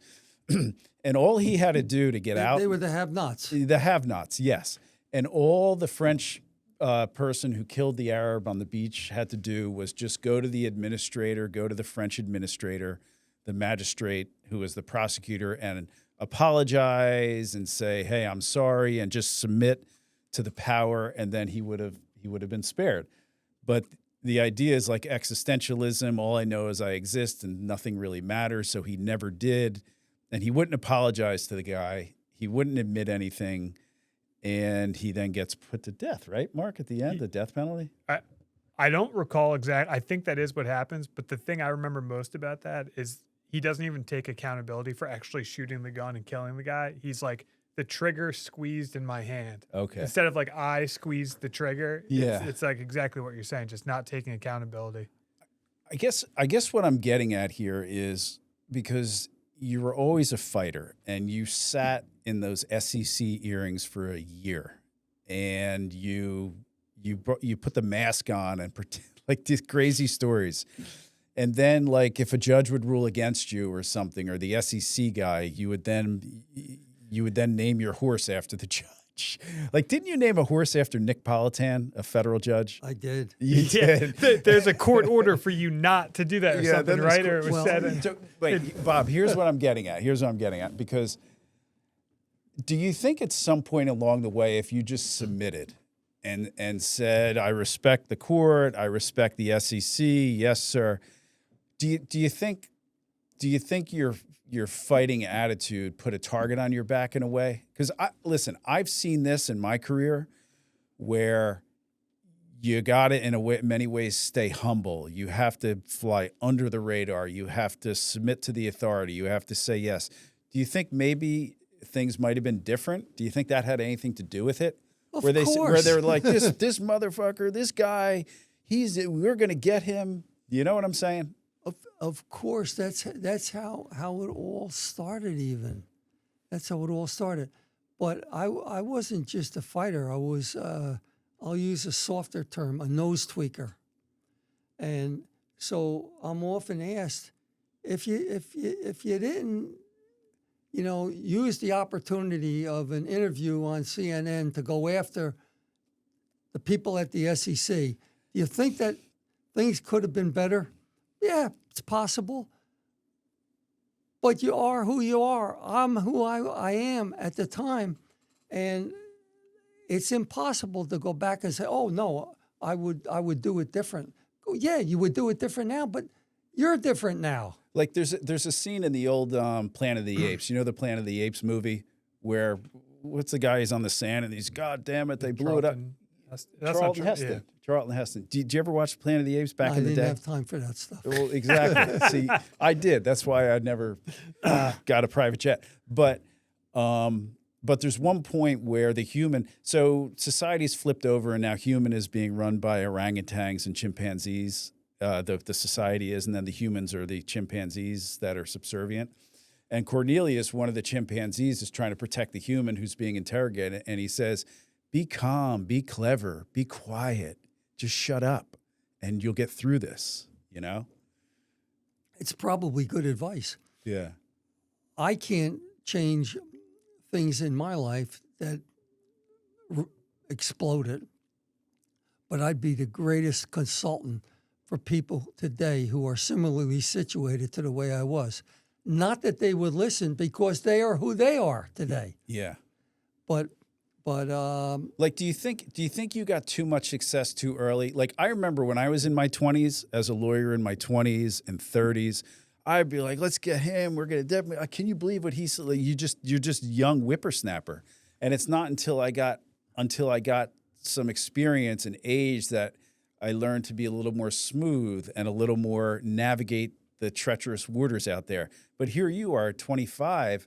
And you didn't have mentors, you know. It's not like your father had 3 generations on Wall Street. Like, what were the 2 guys in Trading Places, Mortimer, and what was the other guy? You remember Trading Places with Eddie Murphy, and you had Mortimer, and how dare this black man here, you know?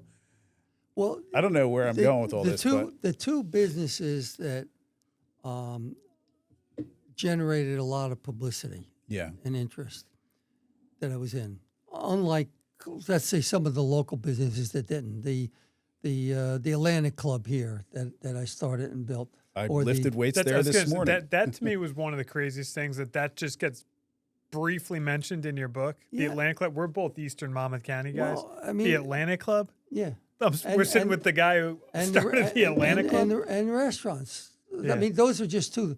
They didn't generate a lot of business. In fact, I named the restaurants Jack Baker's Wharfside and Jack Baker. So people all thought that they were his. Yeah. But they wouldn't have been able to exist without him because he was such a spectacular person. But at any rate, the businesses that I so craved and wanted to spend more and more time, Wall Street and horse racing,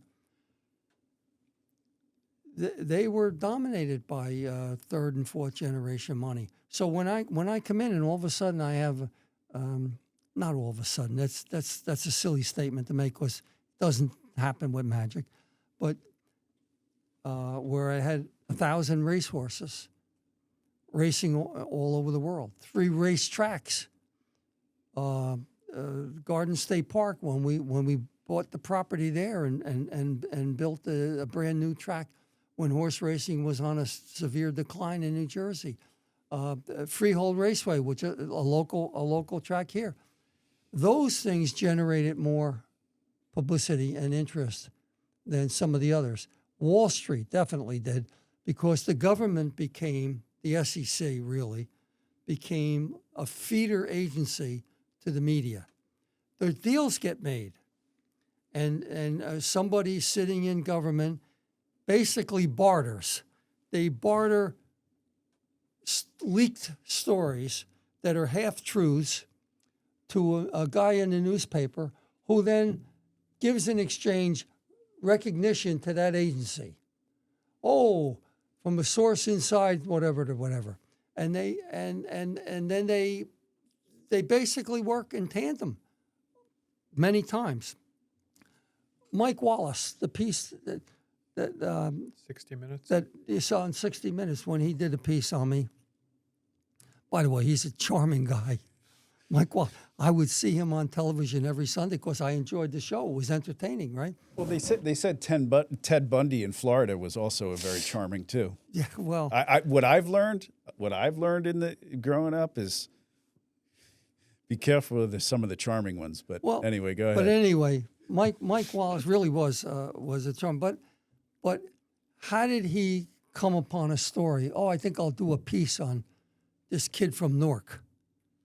Because it was fed to him by a colleague at the SEC in this case, who said, "Look, we'll get you some information. We'll tell you where he has offices. We'll do this. We'll do that."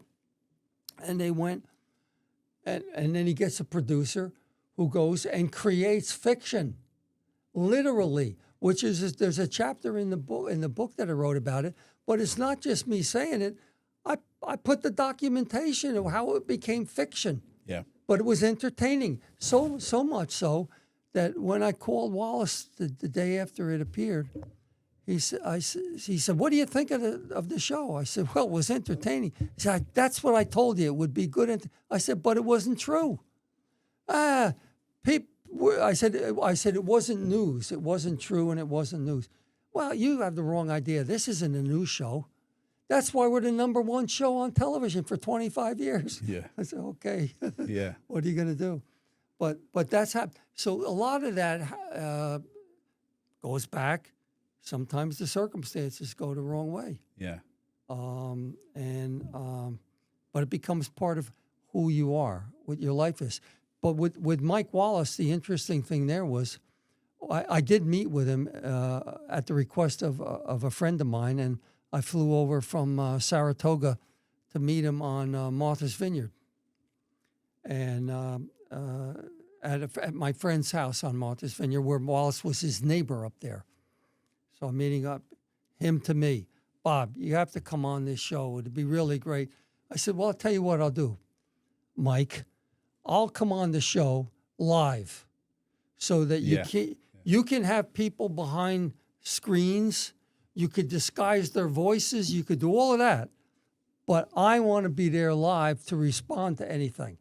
No, we don't even do that for the president of the United States. Well, I'm not the president, so I'm not asking for him. It's for me. Yeah. That's what I want to do. Because I'm not going to have you do to me what you did to General Westmoreland when he did a piece on 60 Minutes of the general in Vietnam and slandered him.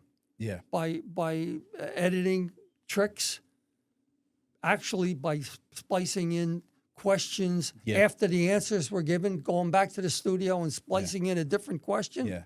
So I think that's a big reason kind of long form podcasts and stuff are becoming more popular, because people can tell their full stories, you know?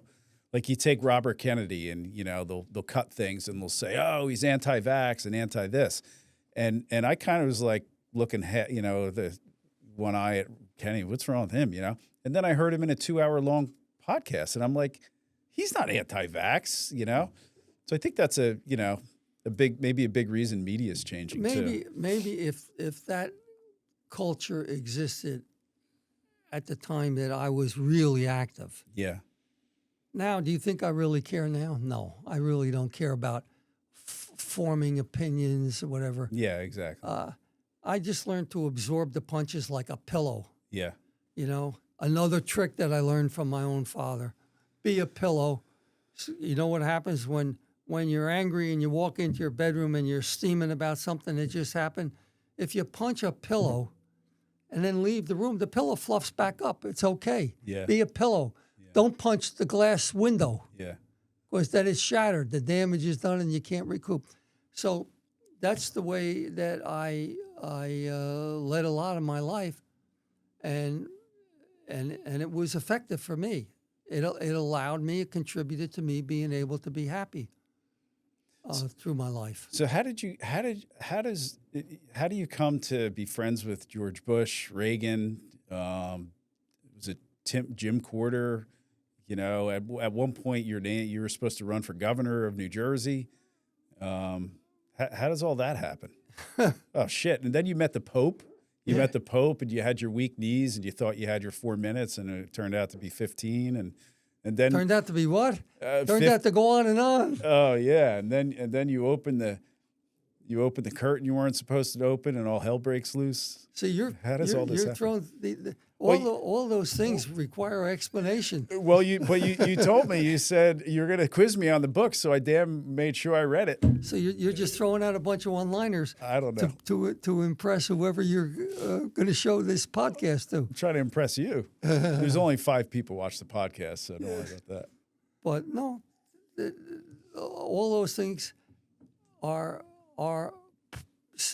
glimpses of things that happened in my life.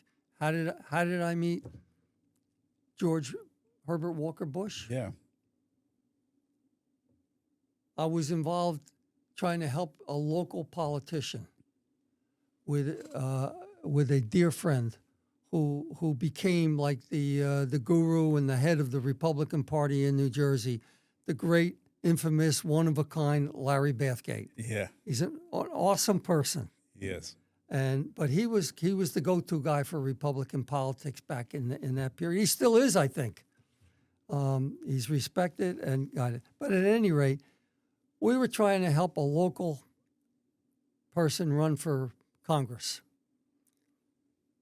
wind up getting help from the Republican committee, the Republican National Committee. They said, well, we'll send somebody down there. Well, they wind up sending Vice President Bush to my house. Well, for the week before he comes, the Secret Service is camped out in the guest house on my property, checking everything out and making sure that it's a safe destination for him, and having divers in the water off of my house, where I was on the Manasquan River at the time, the dock, clearing it off. I got to know them. All of a sudden, I had a bunch of guests show up for that event. Why? Because I'm raising money for a Republican congressional candidate. Bush became, we just hit it off. We became pals. Yeah. So I spent now countless times with him after that, on the phone, speaking to him during a period of time. And one thing leads to the next, to the next. So that day, at my house in New Jersey, at the Jersey Shore, it started another chapter of my life that evolved into when I met Reagan. We hit it off, and I was privileged enough to have him invite me down to the White House a couple of times to celebrate our mutual birthday on February the 6th. I get a call imagine getting a call from the President of the United States. I'm up on my Wall Street office. I'm busy as heck. Any chance you can come down tonight? We'll celebrate our birthdays together at dinner at the White. And I did. What do you go? No, I don't think I can make that. It was like, well, I was down at the White House. He had just been reelected in 1984. Yeah, 80 and 84. He was reelected in 84. Yeah. And I'm down at the White House the week before the inauguration in 85, January of 85. And I'm talking to Reagan, and he says, I'm going to be sworn in on Sunday. I said, oh, I know that. He says, it's going to be a private ceremony because we don't do public ceremonies on a Sunday. And then we're going to do the public ceremony on Monday to repeat it. But I have to be sworn in before noon on the 20th here at the White House. As per the Constitution. Because the other term, my previous term expires. Any chance, Bob, that you can make it and join us? I'm having a few friends here for a little party. The Chief Justice is going to swear me in, and a few friends, whatever. I said, yeah, I think there's a chance that I will manage that. I get there. Frank Sinatra, Jimmy Stewart, he had about 20 people, mostly the Hollywood crowd, who were friends of his and Nancy's. And it was unbelievable. Mr. T, right? Mr. T. Mr. T was there. There were two people I couldn't figure out how they fit along with me. I couldn't figure out why was I with this Hollywood crowd too. But Mr. T, he was a pretty interesting guy, a great guy. And Riggins. John Riggins. Oh, the running back for the Washington Redskins. Because Reagan loved Riggins, how hard he ran into the. So anyway, I got to spend almost an hour talking to Jimmy Stewart. It was my favorite actor. It was just. How old are you at this point? Well, early 30s from the pictures. It looks like. No, it was like probably in my probably 40s. Okay, 40s. I was 40. Yeah. I was 40. Yeah. But of course I knew him in my 30s. Well, and I knew Bush, the senior. I was very young when I first met him. But at any rate, so that relationship. So how does it happen? It happened. Let me jump to the Pope. I'm involved with St. Benedict's, doing a lot of things to help them. St. Benedict's has a large Nigerian population. Why are you doing this? Why are you helping all these people? Is it just for your public image? Is it just so No, that... I love St. Benedict's. Yeah. I love my public image. Hell, I passionately craved to go there as a kid, a little kid. Oh, I can't wait to get into St. Benedict's. You would hear about it. And then the experience confirmed that I was craving the right thing. So developed friendships with them. When my life was turning and they were desperate and needed help, they came to me for help. I was happy to help them. So there was this one experience, I wrote about it in the book, that I built the new building. Of course, all the prep schools, all the high schools, and everybody in Newark, not everybody, but a lot of institutions were leaving or fleeing the city. And prep schools that were fashionable at one time in Newark were also leaving. The Benedictine monks who were down on now Martin Luther King Boulevard, it was High Street in Newark, they wanted to stay and be loyal to the people of the city of Newark. I got involved in helping them. So now the population was different than when I was going. When I was going there, a bunch of Irish kids, Italian kids, German kids, whatever, because that's what Newark was. But then it was mostly Hispanic, African-American people, and they needed the same opportunities because they were the new have-nots. Yep. And they needed and the monks at St. Benedict's. They used to have the sign, Irish need not apply, things like that. But the new generation needed the help. So I joined with others and did what I could. When did we start demonizing the immigrants in this country? You know, I guess, is it new? I mean, remember these Irish are coming over, all these Italians. It's not just demonizing the immigrants. It's demonizing the have-nots. Yeah. That's part of history. Yeah. You can go back a couple thousand years ago, and the Egyptians were demonizing the have-nots there. And it's just the way, that's part of, unfortunately, instincts of generations of people. Yeah. But so, bottom line is, so how does it happen? I'm helping St. Benedict's. It evolved. Nigerian population, we're going to finally dedicate the new building that we just built, named the Henry and Agnes Brennan building, which is a new gymnasium, a swimming pool. God, a swimming pool for African-American kids in Newark. Are you crazy? Classrooms, the whole thing. We're going to dedicate the building. There's a Nigerian cardinal in Rome. We reach out to him. By any chance, Cardinal Arinze, would you be interested in coming to Newark? We're dedicating a building, but we have a lot of Nigerian population here.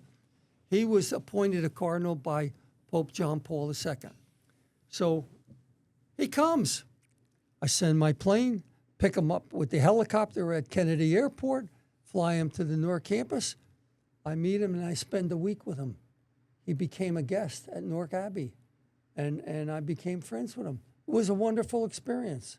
And for here the card, who, by the way, at the time, he was first in line in most of the Catholic publications to be the prospective new pope if it became necessary to have a new pope at that time. So he leaves. He's back in Rome. The next day, I get a call. Never had a black pope, come to think of it. I don't know. I don't think we have. I don't think we have. But anyway. But the next day, I get a phone call. It's Cardinal Arinze calling from Rome. Hey, Bob, would you like to meet with the Holy Father? I'm in my office on Wall Street. The trading room's calling on one phone. Other things are going. I'm going crazy. And they're like, oh yeah, Meanwhile, I just spent a week with this great man. But he's now not part of my life. He's gone, and I'm back into my other lunacy. Yeah, Cardinal, that would be great. That would be wonderful, great. We'll do that sometime. Okay, how about Wednesday? Meaning 2 days from now. I said, oh my God, how am I going to go over there? But I do. And I go over. I schlep over, leave Monmouth County Airport, bring 2 monks at St. Benedict's, Father Ed, the headmaster, and Abbot Melvin, who was the abbot, and the boss at the abbey. So we go over there, and I spend, and that's how I met him. I don't know if they can. Oscar, can you see that at all? Thing. We'll pop up pictures on the show, but So you got amazing pictures in this book, by the way. So I meet him, and the Pope at the time was John Paul II. He was amazing. Forget about the pictures. He was amazing. I'm there waiting to go in, and falsely feeling like I'm a bit of a big shot. Okay, I'm in the waiting room and I'm observing Well, you got what's the plane going on. though. You got the Gulfstream, so you are a big shot. I'm learning or observing what's going on in the waiting room, and I see a bunch of clerks, 3 or 4 of them, sitting on the other side of this massive waiting room to get in to see the Pope. And I'm there early, and they're marching in and to his office behind the big double doors, and then 15 minutes later, out they come. But before they come, I hear a bell ringing behind the door. Bing, bing, bing. And then 2 minutes later, out they come. And the next clerk walks in nervously with his portfolio under his arm and goes in. And I finally go over to the Monsignor sitting at the head of the door, the doorkeeper. And I said, Monsignor, what's going on here? Who are these folks on the other side of the room? Oh, they're the bishops from Germany and Austria. They're here for once every 5 years, they get a 15-minute meeting with the Pope to discuss their diocese. Oh, interesting. I'm still feeling, rather significant. And but it's now no more clerks are waiting. So I know I'm next. I go up to the Monsignor gatekeeper. Monsignor, I don't need to get a full 15 minutes with the Holy Father. I mean, I'm thrilled just to be able to meet him, maybe get a picture or two, Oh, no, Mr. Brennan, he says, the Pope's schedule is cleared. He's looking forward to getting to see you and the monks that are accompanying you. And you don't have a time limit. Oh, boy. The last 2 minutes waiting for the door to open, I'm now getting a little apprehensive. I'm not such a big shot anymore. The door's open, I walk in, my knees are going to buckle. Yeah. And the Pope greets us with such a gregarious, friendly, warm, embracing smile, comes over, physically shaking hands. And he was amazing. He took all of the anxiety away. My knees straightened out. Yeah. And I didn't even realize how much time went by. It just went on and on and on, but It was going so fast. We leave, and I said, that was good. But while I was with him, I told him, I said, Your Holiness, I jogged over here to the Vatican this morning I was staying at the Hassler Hotel on top of the Spanish Steps in Rome. I jogged over this morning and then back to the house. Oh, that's good, he said. Exercise is good. I used to ski a lot, but I can't ski anymore. My knees, my legs, I said, I know the feeling. But he says, so what I do is I hike. I hike in the mountains, but I still stay active. So I'm glad to hear you're active.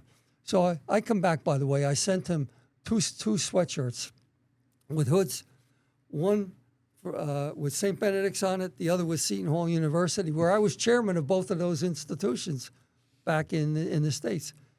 While I was incarcerated years later, I get a letter from the Vatican that he's wearing them while he's doing his hikes.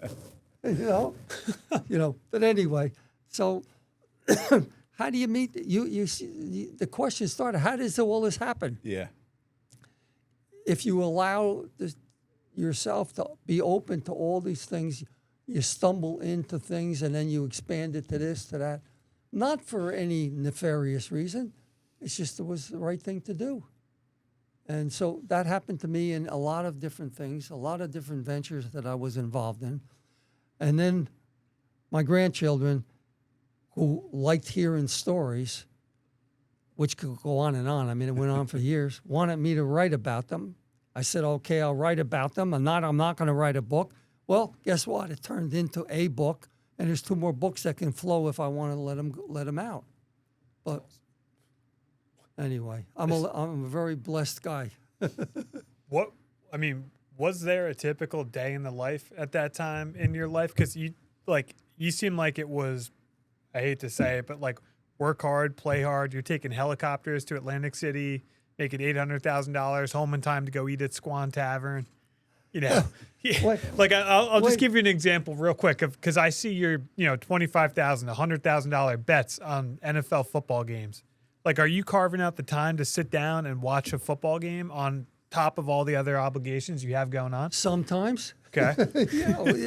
It's been, but I was a risk taker, and basically my business on Wall Street was taking risks every minute. Gambling, right? In the trading room, gambling. We're trading 1,200 different stocks, bang, boom, boom. It's risks. But I also like going to casinos. I also like betting with a bookie, which I started at 10 years old. So this one Friday, I'm in my office in New York, and I realize, oh my God, it's Friday the 13th. It was December the 13th of the year 1991. Friday, December 13th, 1991. So about 2 o'clock in the afternoon, I realized that. I holler out to my assistant outside, Nora, get the helicopter up here. I'm going to Atlantic City right now. It's Friday the 13th. It's my lucky day. Well, that's obviously the opposite of people's understanding or folklore that Friday the 13th is a day that avoid like a black cat under an or being the youngest of 13 kids isn't that bad either. So I jump in the helicopter, bring a bag from a cabinet in my office that has my jeans, a sweatshirt, and everything in it. I jump in the helicopter and I change in the ride down to Atlantic City, where we land on the pier of the Taj Mahal. At that time, the pier went into the ocean right outside the hotel, Trump's hotel, that he just spent $1 billion for, not of his money because he didn't have any money, other people's money are in this hotel. So I change into jeans, my Seton Hall sweatshirt. It was the Seton Hall Final Four sweatshirt from the year before, right? Put on my Seton Hall baseball cap and dark glasses because I'm the chairman of Seton Hall at the time, and I'm going into gamble. Oh, boy. So go to the crap table. Within 55 minutes, I had a pile of chips. I didn't know how much, but I know it was a lot that I was winning. And I'm cheering and hooting and hollering and getting the crowd all revved up. The people are packed 4, 5, 6 deep all around the table. Half the casino floor was coming over because I'm rolling the dice, and it was one of those miraculously hot rolls. I rolled the dice for 30 minutes straight without crapping out. So I know I made a lot of money because I'm betting significant amounts as it's going on and on. And finally I crap out, and the crowd's cheering, hey, good job. And the dealer tries to move the dice to the guy to my left, which is okay, next shooter, and the crowd hollers, no, we need Mr. Economics 101, a term that I used when I was rolling the dice, telling them that's how I learned how to do this in Economics 101 at Seton Hall University. We need him. So the dealer says, okay, pushes the dice back to me. I go another 25 minutes. Craps out again. And now I say, I'm getting out of here because I realized I had a commitment at that time to my then wife to always meet her for dinner at the Squan Tavern in Manasquan, for a pizza dinner on Friday at 6:30 to kind of like make up for all of the times during the week that I'm running around doing things. So I see what time. Oh my God! It's I got to get home. I got to be there in time to get the 6:30 appointment because I was meticulous about that. I said I pick up all the chips. I march over to the cage. Not a crowd. It knows I'm carrying all this money. They're following me. I got a posse of a couple hundred people who were my deputy sheriffs guarding me. Give it to the cashier. He takes it. Oh, congratulations, Mr. Brennan. They count it out. $800,000 of chips. In 1991. Yeah, Wow. 1991. Actually, it was 780,000. I don't want to exaggerate. It was No. 780,000. So he says, we'll get this deposited to your account right away, Mr. Brennan. No. I'm taking it with me. No problem. No problem. Turns to one of his clerks. Cut Mr. Brennan a check for 780,000. No, you didn't hear me. I'm taking it with me. What, cash? Yeah. Cash is legal tender. Take a look at one of those bills and you'll see. So now he's not so happy because he's got a double count $780,000. He finally gets it done, pushes a block of $100 bills through the open cage window. Meanwhile, I still have 200 people behind me, and I'm starting to think, what am I going to do? Because I sent my pilot out to the helicopter, get the blades turning. We're going to get out of here. I got to get to the Squan Tavern. So he pushes the block. I said, could you put it in a bag, please? Now he's a little upset with me that I put him through this hoop. We don't have any bags. I turn around and I look. I see a cylinder, a garbage cylinder right where the crowd is. I go over. I take the black bag of garbage in it, dump it into the empty cylinder, take this big black bag. I go, no problem. Here, fill it up, please. Puts the money in their bag. Now I turn, and now I have a little sense of panic. How am I going to get out of here alive? They don't know how much is in it, but they know it's a lot. So I throw the sack over my shoulder. Remember, it's Friday, December 13th. I throw it over my shoulder, and I start skipping around the casino singing Jingle Bells. Jingle bells, jingle all the way. The crowd is joining in, and they're going around the casino floor. I get the full circle, get to the lobby where the elevator banks are. I see the elevator to the penthouse suite just is opening up. I know the combination to how to get there because I've been there a number of times. I take my Seton Hall hat off, throw it up in the air to the crowd, jump in the elevator, and up we're going. But then on the way up was the 24th floor. I'm realizing, oh man, they're going to know where I'm going because the elevator is going to show where I'm traveling to. I get off the elevator, run down 24 flights of stairs, down the side door, out onto the boardwalk, off to the pier, onto the helicopter, fly home, walk into the kitchen. My wife, my then wife, I guess you didn't go to work today because I'm still in the sweatshirts, I said, no, as a matter of fact, I did go to work. I had a great day. I took the money, threw it across the kitchen floor. Come on, let's go over to the Squan Tavern. Wow. So when I wrote that story in the book, I said, people are not going to, like a lot of stories in the book, they seem extreme and people aren't going to believe it. Yeah, you published the dug receipt, out basically. the receipt. Yeah, because I had to do something to show that this was real. This is actually what happened. It happened on Friday, December the 13th. Yeah. What casino was it again? The Taj Mahal, Trump's casino. How'd that go over? It didn't go over well because he called me on Monday and he was pissed. Yeah, it's a Form 8362 currency transaction report by the casino. Commonly called the CTR. Yeah. And you see the date and the amount? Yes. If I had my reading glasses, I could see it. But Well, yeah, I know what you're saying. Here, Mark. Mark's got youth and good eyes.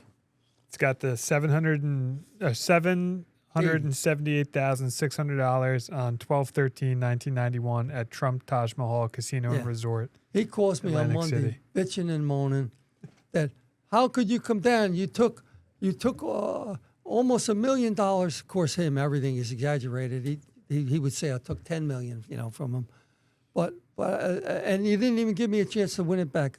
Hey, grow up, Donald. Put your big boy pants on, because I ain't ever coming back to your casino. So that was on Monday. He says, well, we had a big fight. We had a big fight down here that you could have stayed, and I said it isn't going to happen. But They want you to stay so they can win their money back. of course. Because if you stay there long enough, you'll lose. And as it turned out, I didn't know this at the time, but when I wrote it and I did the research on it, it turned out his father had gone down to the Taj Mahal with $3 million of cash because they desperately needed an illegal cash infusion to pay the interest on the bonds. That's not just me talking. The Casino Control Commission caught him. Yeah. But one of the things, he was pissed because I basically walked off with 30% of his father's cash infusion and took it. They had to get a new infusion, for that time. Anyway, there's stuff like that was part of my life. So yeah, I gambled. I like the casinos. I don't really gamble anymore. I mean, of course, I got wiped out. 10 years incarceration. I left prison without a pair of shoes, so I had to change my lifestyle. Bob, So can I be the one to request a break now? Maybe we can jump into some of that stuff. You guys good with that? Yeah, let's take a break. whatever you say. So you were on the, so you've been on the cover of Forbes magazine. You had articles in Barron's about you. And then the horse racing. You owned 3 tracks over the years. Over the years, yeah. The first track that I got involved with, actually, there was a track in Cherry Hill, New Jersey, the old Garden State Park, which was built during World War II. Yeah. So there was a lack of steel at that time, and the track was built out of wood. By the way, pretty much like Saratoga up in upstate New York. And so Garden State Park in the 70s, the late 70s, they had a fire during the races, and the track burned to the ground. So the property stood vacant for several years as the trust that owned the property was trying to decide what to do and to sell it. Well, I wound up buying the property. It was like 305 acres in Cherry Hill, New Jersey, right between Philadelphia and Atlantic City, with the idea that I'm going to rebuild Garden State Park. There was a lot of drama involved in that. By the way, a person who was with me when I went down to see the property was my great horse racing friend, Ron Riccio, who, as mentioned earlier, was one of your previous guests on this podcast. So he went down with me and we looked at the property, and I wound up going to court by surprise. They did not expect me to come. There were 4 other bidders who were bidding on the property for the previous year, and there were several court hearings that preceded that day. I went down with a pocket full of $1 million bank checks that I brought from New York, so that it would restore credibility to the process, because apparently previous efforts, when it got time to put up or shut up, they said, oh, well, we're going to get the financing. So the judge ordered the sale to me that day. So I left. Oh, my goodness, now I've got this racetrack property. What are we going to do? I rebuilt Garden State Park, which was spectacular. It kind of like what the Meadowlands racetrack was, except on a grander scale. So a 7-story building and all new track and all new stable areas. It was a restoration of horse racing in the state of New Jersey. And that led to my involvement with being a racetrack owner. And shortly thereafter, that I built. I built that one from scratch, Garden State Park. And purchased a track in Philadelphia, or outside of Philadelphia in Pennsylvania. It was called Keystone. Purchased that, changed the name to Philadelphia Park. It now, by the way, is now Parks Racing and Casino. Of course, the folks in Pennsylvania were more enlightened than the regulators in New Jersey, and they allowed the racetracks to basically have casinos, which helped the horse racing business too. and all of the benefits that flow from that. And then finally, the last track I had was Freehold Raceway, which is a standard bred track, trotters. And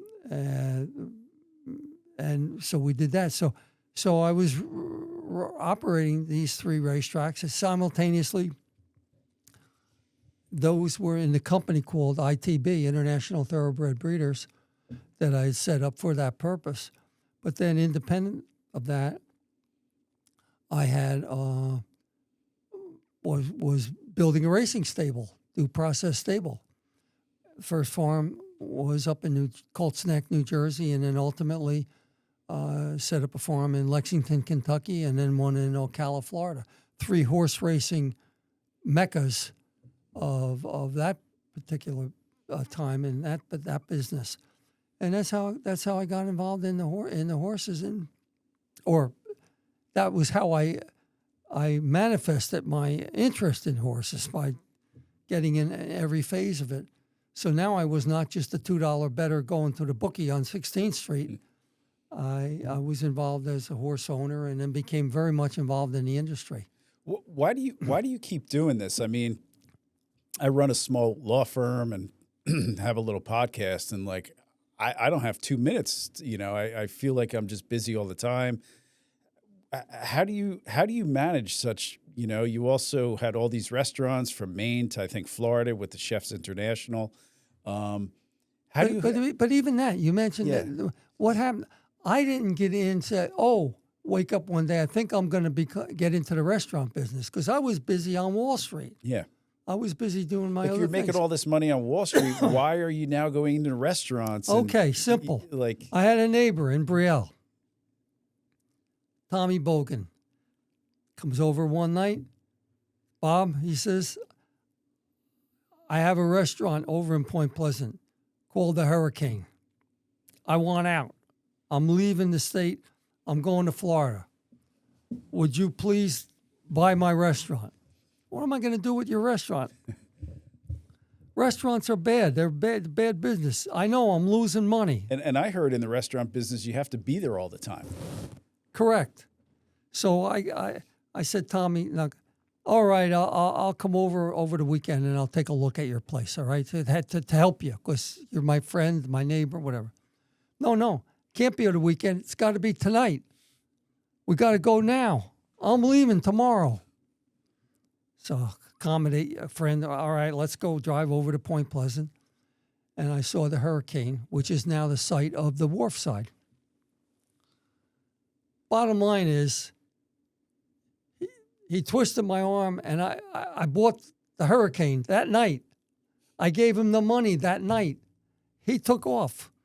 Oh, what am I going to do with this place? So when did you sign the papers and stuff? How can you do that? Isn't there a closing, lawyers, documents?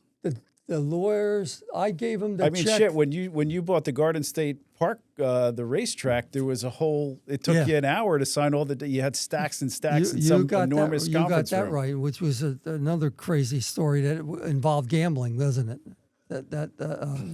But that was different, because I'm buying a piece of property from a court-sanctioned trust and whatever. Here, I'm doing a favor to my neighbor and friend. I could write him out a check, and as we did, I said, have the lawyers draw up all the papers, and we'll do it afterwards. Yeah, you go down to Florida and have a good time. So, but now I know I've got a restaurant. I don't know a damn thing about. Did you have hanger-oners? Did you have people? I was thinking the same thing. I had the same question. Of course. Like you have the guy, the rapper, and then he's got his posse, and then the money dries up, and the posse goes away, and I mean, did you have people hitting you up for cash and stuff? Of course, you can't avoid people getting big eyes and wanting to have what you have. Yeah. Right? And that's not necessarily bad, but there are some fakers. And if they can't have it, maybe they'll use their power to take it away. But there are some fakers, That's another part of the book. But so what I did right away, I found, okay, now I own a restaurant, don't know a doggone thing about running a restaurant, but I knew a guy named Jack Baker. Yeah. Who had a restaurant down the street with no liquor license, just some little place with a few tables. I knew him. I met him. I used to have him come cater things at my house. I hired him. Said, Jack, I'm going to take this restaurant called the Hurricane. Oh, that's an old dilapidated place. Yeah, but we're going to fix it up. I want you to come in and run it for me, will you? Yeah, he did. So all of a sudden, I changed the name from the Hurricane to Jack Baker's Wharfside. Yeah. Okay, because he had a little bit of a name as a restaurateur. I ran it for a few months. We're watching across the street. We see a restaurant called the Lobster Shanty right across from the Wharfside. We were there one winter night looking out the window, and people were streaming into the Lobster Shanty. So Jack Baker is going to the window hollering at people, no, come here, come to our place. I said, who owns that, Jack? Oh, some guys in Philadelphia. Do you know who they are? Yeah. Do you know where they're located? Yeah. I get the information. I went down to Philadelphia the next day, and I bought the Lobster Shanty, which was our competitor right across the street. And that led, all of a sudden, the Wharfside became a spectacularly successful restaurant. The opposite of whatever I've heard about restaurants.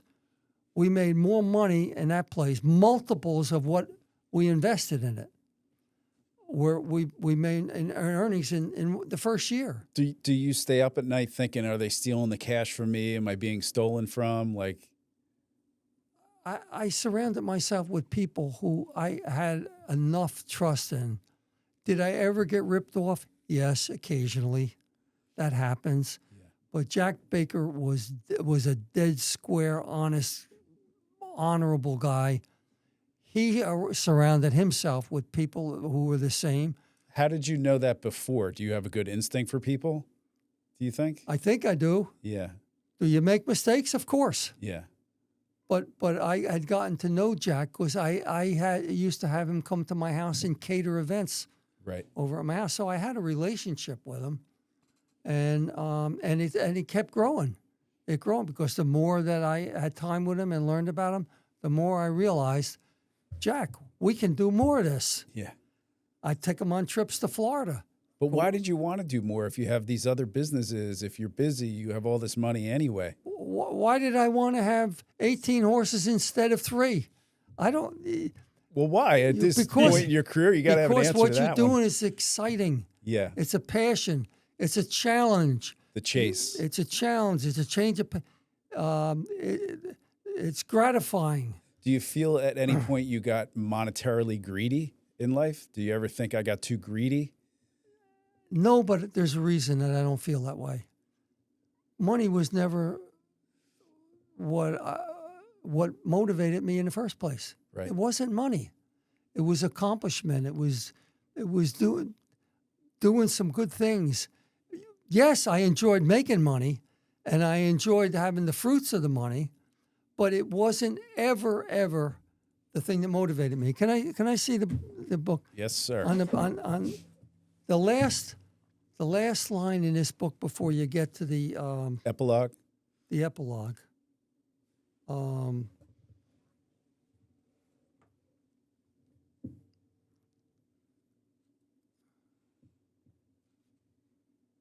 Let's see. Is it My Happiness? Yeah. I got it right here, Bob. Like 512. Okay. On this copy of the book, which I put in afterwards, so you have one of the early. Yeah. But I put in afterwards the last line or a couple of lines in the book before I get to the epilogue. And it just was a spontaneous thing. I didn't realize it until the book was already written. That's why it appears on the cover after the fact. Okay. Is my happiness is not dependent on acquiring what I want and doing what I like. It is based on dealing with the cards dealt, appreciating what I need, and learning to like what I need to do. So it was not the money that was inspiring me. And I have proof. I spent 10 years in prison, and I was happy to, not because I was happy to be in prison, But things had been stripped away from me, and I was still able to be happy and motivated to do things in prison. 5 years into my sentence, one Christmas morning, I'm laying there groggy when one of the regular body counts took place at 5 a.m. They have body counts at 2 a.m., 5 a.m., then 10 and noon and 10 o'clock at night. There's a constant thing. So this one body count, a couple of guards come in to the room and wake you up with their keys jangling and a flashlight shining in your eyes. As they were leaving, the flash from the flashlights shined on my little locker. So the locker was about 12 inches wide, maybe 3 feet high. And the locker, I had left the door open night before so I could see in the locker. And it struck me Christmas morning. I said, oh my God, everything that I need is in that locker. I'm going to write about it. I jumped up and I started writing about it. And the proof that that was everything that I needed is that's what I was living on the last 5 years. Oscar, are we good? We're good. Okay. I just want to make sure we didn't have a technical issue. We're good. The proof was that's what I had been living on for the last 5 years. That's what I needed. It may not have been what I wanted, but it's really all I needed. And it so sharpened my appreciation for everything that I had in that locker. And frankly, I carry that with me to this day. So one of the good things that happened in prisons, I sharpened my patience, which was starting to wane. I was becoming impatient because everything that I wanted, I could snap my fingers and get beforehand. I sharpened humility, which at one time I had, but that was starting to get rusty because, you know, when you walk into a restaurant and they give you the best table just because you walked in, you start to think, oh, I must be something special. Well, that's crazy. It's not true. So while everybody could use a periodic retooling of patience and humility, I'm not suggesting you need the 10-year program, but it doesn't hurt to sharpen those particular virtues, and that's what happened. And the contrast between what I need and what I want was also part of that equation. So I realized that that's the case. So bottom line, money is not what I need to be happy. I was happy before I had any money, okay, by just pursuing, by delivering newspapers or going to school and doing all the things. I was happy. I was happy when I had more money than I could spend in 10 lifetimes. And then I was happy not to be there in prison because nobody would volunteer for that. It's a nutty society, but and I'm happy today. So, you know, people, again, one of the kind of the ideas of this podcast is I've never been deep into politics. Like in the law business, some lawyers get very into like the political end of it. And, you know, I've just always kept my head down and did my work, you know. So one of the ideas with the podcast was to figure out how it all works. How does power in society work? How does one get to where they are in life? How do people navigate the treacherous waters? And one of the things that I was really wondering about you and your situation was you have friends in high places, the president, the vice president, you know, the vice president, and then became the president, governors, congressmen, judges, and all this. You left out the Pope. The Pope. He's the highest of all. Yeah, the Pope. The Pope. I appeal to a higher authority. And yet, this all happens with this federal judge in the Eastern District of New York that clearly had it in for you. It appears, you know, an objective reader looking at the book.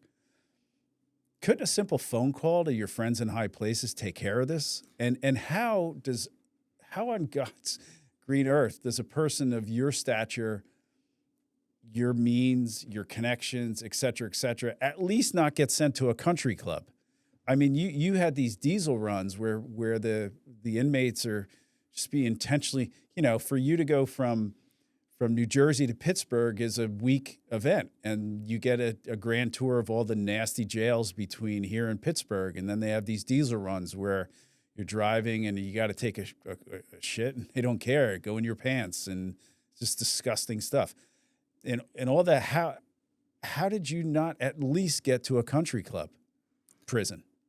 Like so many others, that I could rattle off that,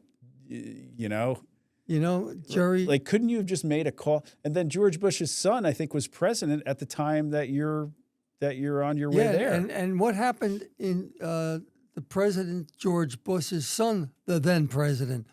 What happened is I'm maybe a week into being incarcerated, and 9/11 hits. Yeah. All hell broke loose. I mean, you've had this the only crazy... focus for people who I would normally be able to access at that time was saving the country. Yeah. Yeah, would they like to help? But nothing replaced what even being incarcerated for that short. I was like literally a week. I was at Fort Dix when 9/11 hit. And it changed life even in the prison. All of a sudden, there was no visiting for 6 months. So families of inmates didn't know what was happening. They couldn't reach their loved ones. Didn't at one point George Bush, the father, reach out to you, call you, and said, "Hey, we'll take care of this. We'll do some stuff here," and you're like, "Listen, I don't want you to." Yeah, what you're referring to is he called me one. This was before I was incarcerated. I was taking a shower one Saturday morning. Phone rings in the bathroom. I pick it up. It's the president, George H.W. Bush. I just read it in the Washington Post. He said, another nasty article of you and battling with the SEC. I'm getting the chairman down here on Monday. This is getting crazy. It's out of hand. It's bullshit. I mean, I read it. I read the facts. And this isn't, you have citations for everything. You dug out transcripts at some government office just so that everything you say in this book is cited. Yeah, because so much after I wrote it, and then I'm reading the book, the manuscript, I'm saying, people aren't going to believe this. Yeah. They're going to say this stuff is BS. Yeah. So that's what put me on a search to go find things like the cash transaction report that was filed with the IRS regarding the gambling story we talked about at the Taj Mahal. It put me on the trail to find archived in a warehouse in Kansas transcripts of a hearing in which the federal judge recognized what the government was doing and ripped into them in a way that I remembered happened. But when I was reading what I wrote, I said, this is not believable until I found the transcripts. Yeah. It took me a year to find them. I mean, you had and they're cited as footnotes right along with the things, so that what I wrote in that book, that's what happened. I mean, anyone who's ever gotten a municipal court ticket and has pled guilty to, municipal court knows the game. You get a ticket for, I don't know, illegal parking, and be like, it's not illegal. The sign's right there. Or, some borough ordinance for something. And like, that wasn't my dog, or I wasn't urinating in the trees. I was over there blowing my nose. And let's say that's 100% accurate. Everyone knows the game. Like, oh, you really want that? And then you're going to be found guilty. And then you're going to, and even if you're not found guilty, you're going to spend all this money and everything defending it. And then blah, blah, blah. So you had for the investors with First Jersey Securities, every single one of your clients, you paid about, I think it was $9 million to settle a class action lawsuit, not because you did anything wrong or there was a fraud, but just because you wanted closure on it. It was a business decision. You have to go back. Let me just finish real quick. Okay. So you pay all these people, And then there was some opt-outs, people that weren't in the class action. They got $3 million. So you paid 10, 11, like 12 or $13 million. But then the judge in Eastern District of New York. Southern District, actually. Okay, Southern District of New York. Brings a judgment against you for the exact same things, you already paid for, and then adds on 76 crazy million. amounts of interest and penalties to bring the judgment to $75 million. Right. So then you're in a room with all these high-paid white shoe lawyers, and everyone in there is telling you got to now file for bankruptcy, except for one lawyer who comes out of the woodwork and says, do not file for bankruptcy. Judge Owen will use it. He'll go after you. He won't stop. He won't relent. And you followed the advice of the 15 other lawyers in the room, not the one bankruptcy lawyer. You file for bankruptcy, and it was Chapter 11. And you didn't owe any debt in your life. You didn't even owe a mortgage or anything. You file for bankruptcy, and then they concoct this thing where you left $500,000 or $200,000 out of the bankruptcy declaration, and then they brought criminal charges against that. And you couldn't even pay your lawyer, Mike Critchley, because they were threatening Mike Critchley that they were going to put him in jail somehow. It was. You see what you're doing? It was you're out of reciting control. all these little glimpses, and when you put them in a sequential order, it's too complicated a story. Yeah, no, I'm trying to like boil it down to the unfairness of it, the sort of why people might see it's a railroad job. But I forget where that started from, Mark. You've got to go back to day one. Okay. When I decided I was going to set up my own firm, Yeah. First Jersey Securities, it was after having worked for a couple of years at the firm of Mayflower Securities, a small broker-dealer. Let's just do it the quick way. All right. So they had some things with the SEC, and when that firm, you resolved all the issues with the SEC, and I think the main people at the SEC on that case against that firm were away on vacation. You worked really hard, resolved it, and had it done. Am I telling it right or no? No. It All seems right. like it. And Bob, if I can, it's like the football. You're conflating a couple of stories. All right. It seems like you left Mayflower right when the penalties came down, and they thought you were doing this little workaround so it didn't hit you. I'm kind of thinking of like the college football coach whose team gets sanctioned, and then he takes the NFL job, and they're all like, "Hey, what the heck?" But it just was bad logistical timing. The bottom line is, the firm that I had been working for after I left the CPA firm, Yeah. within a couple of years, I was president of that firm. Yeah. As president of that firm, I was challenged with resolving some garden variety, penny ante conflicts that they had with the SEC that occurred when I was in college, 6, 7, 8 years before. Yeah. I did resolve them because I'm now the president of the firm. I said, let me resolve these things and get them off of everybody's calendar because they're meaningless. Yeah. I negotiated with the head of the SEC in New York. We agreed on a resolution, basically what they commonly call a consent agreement, where you don't admit or deny anything on behalf of the company I was working for, but you agree to a token sanction, and they agree to dismiss everything. Yeah. That's the typical consent orders that were commonplace on Wall Street. I did that. Simultaneously, I'm now preparing to open up my own firm of First Jersey Securities. Coincidence, total pure coincidence, the SEC, the commissioners in Washington who had to put the blessing on what the head of the New York office agreed to, agrees to it. It took a year to get the commissioners to put it on their agenda because they were doing real stuff Yeah. that were busy. But they finally do. It coincides that the sanction, the meaningless sanction that would be imposed on that firm was going to take place on a date, the very date that First Jersey Securities is opening up its doors, Yeah. which had been arranged months and months in advance. So the bosses at the SEC in New York and the bosses in Washington, D.C., they were fine. But a couple of the mid-level guys underneath the New York bosses were offended by the fact that truthfully, I had, in their mind, beaten them out of an extra pound of flesh in the negotiating process. They send a couple of commonplace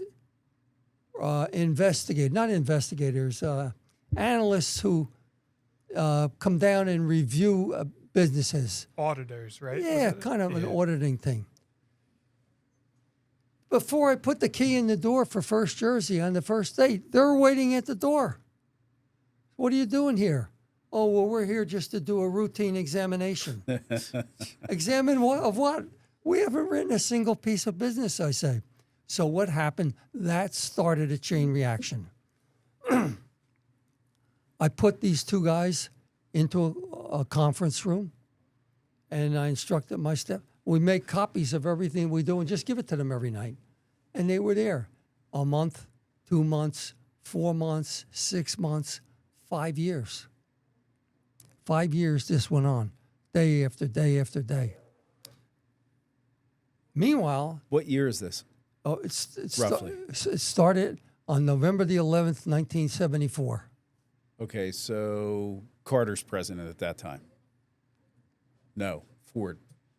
Ford was president in 74. But anyway. It wasn't a political thing. Yeah. It was just a couple of mid-level people Yeah. who were flexing their muscles. Yeah. Who send these guys down here. In the beginning, I didn't really care. Fine, you could go in the conference room, have a good time. Yeah.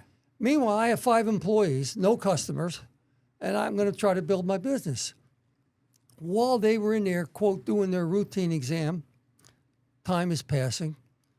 It did. Naturally, I was starting to get aggravated. We had some mild skirmishes, like, when are you guys going to finish? Get the hell out of here. I need my conference room type things. And they would go back and tell their bosses. I didn't have arguments with the examiners who were there or with the top bosses, but the mid-level guys were keeping them down there. Finally, after 5 years of nothing other than aggravating arguments from time to time to get out of my hair, my firm has grown now to where we have 500 employees from 5, and where we have offices in 16 cities instead of 1. So we're prospering. We're doing good. Our customers are doing good. We're doing good. The mid-level guys, they bring a complaint after 5 years.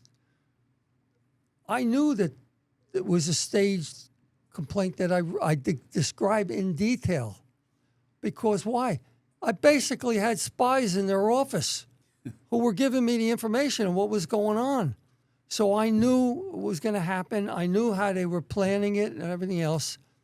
But now it's the two agencies, the SEC and then the other regulatory agency, the NASD, and the two of them together were working in tandem to bring the complaint. 5 years. Yeah. I finally file a court complaint. Really? On the offensive. Yes. And I'm in federal court, and the judge rips them apart. Yeah. He identifies that what I put in my complaint is exactly what had happened. Yeah. And it's described in great detail of what the judge offered in his opinion in the book. And it's referenced to the court transcripts for this. But that only infuriated things. It's what you said before, when you beat them, what happens? Yeah. The next week, they file another complaint over in the New York office of the SEC. So now I've got to fight that one. That was in 1979. By the way, in 1979, 5 years after I started my business and we had prospered and they filed a complaint, My Christmas party that year was attended, or we're all tuxedos, black ties, from people from all of my offices. I didn't know every person there because they're from offices of my company, but we fly them all in for a 5-day Christmas weekend with the big event on the one night up at the Playboy Club in Sussex County. An intruder came in a tuxedo that night. He had been tipped off by the SEC. Get into to this Christmas party. You're going to find a lot of bad stuff, bad people. Go do your thing. And he was an investigative reporter for a financial publication. He shows up. I didn't know he was even there. He's interviewing. He's listening to all the speeches. He's interviewing some of my managers and salesmen and so on. And 3 weeks later, publishes a lengthy story in the financial publication. It's as flattering as can be, the story.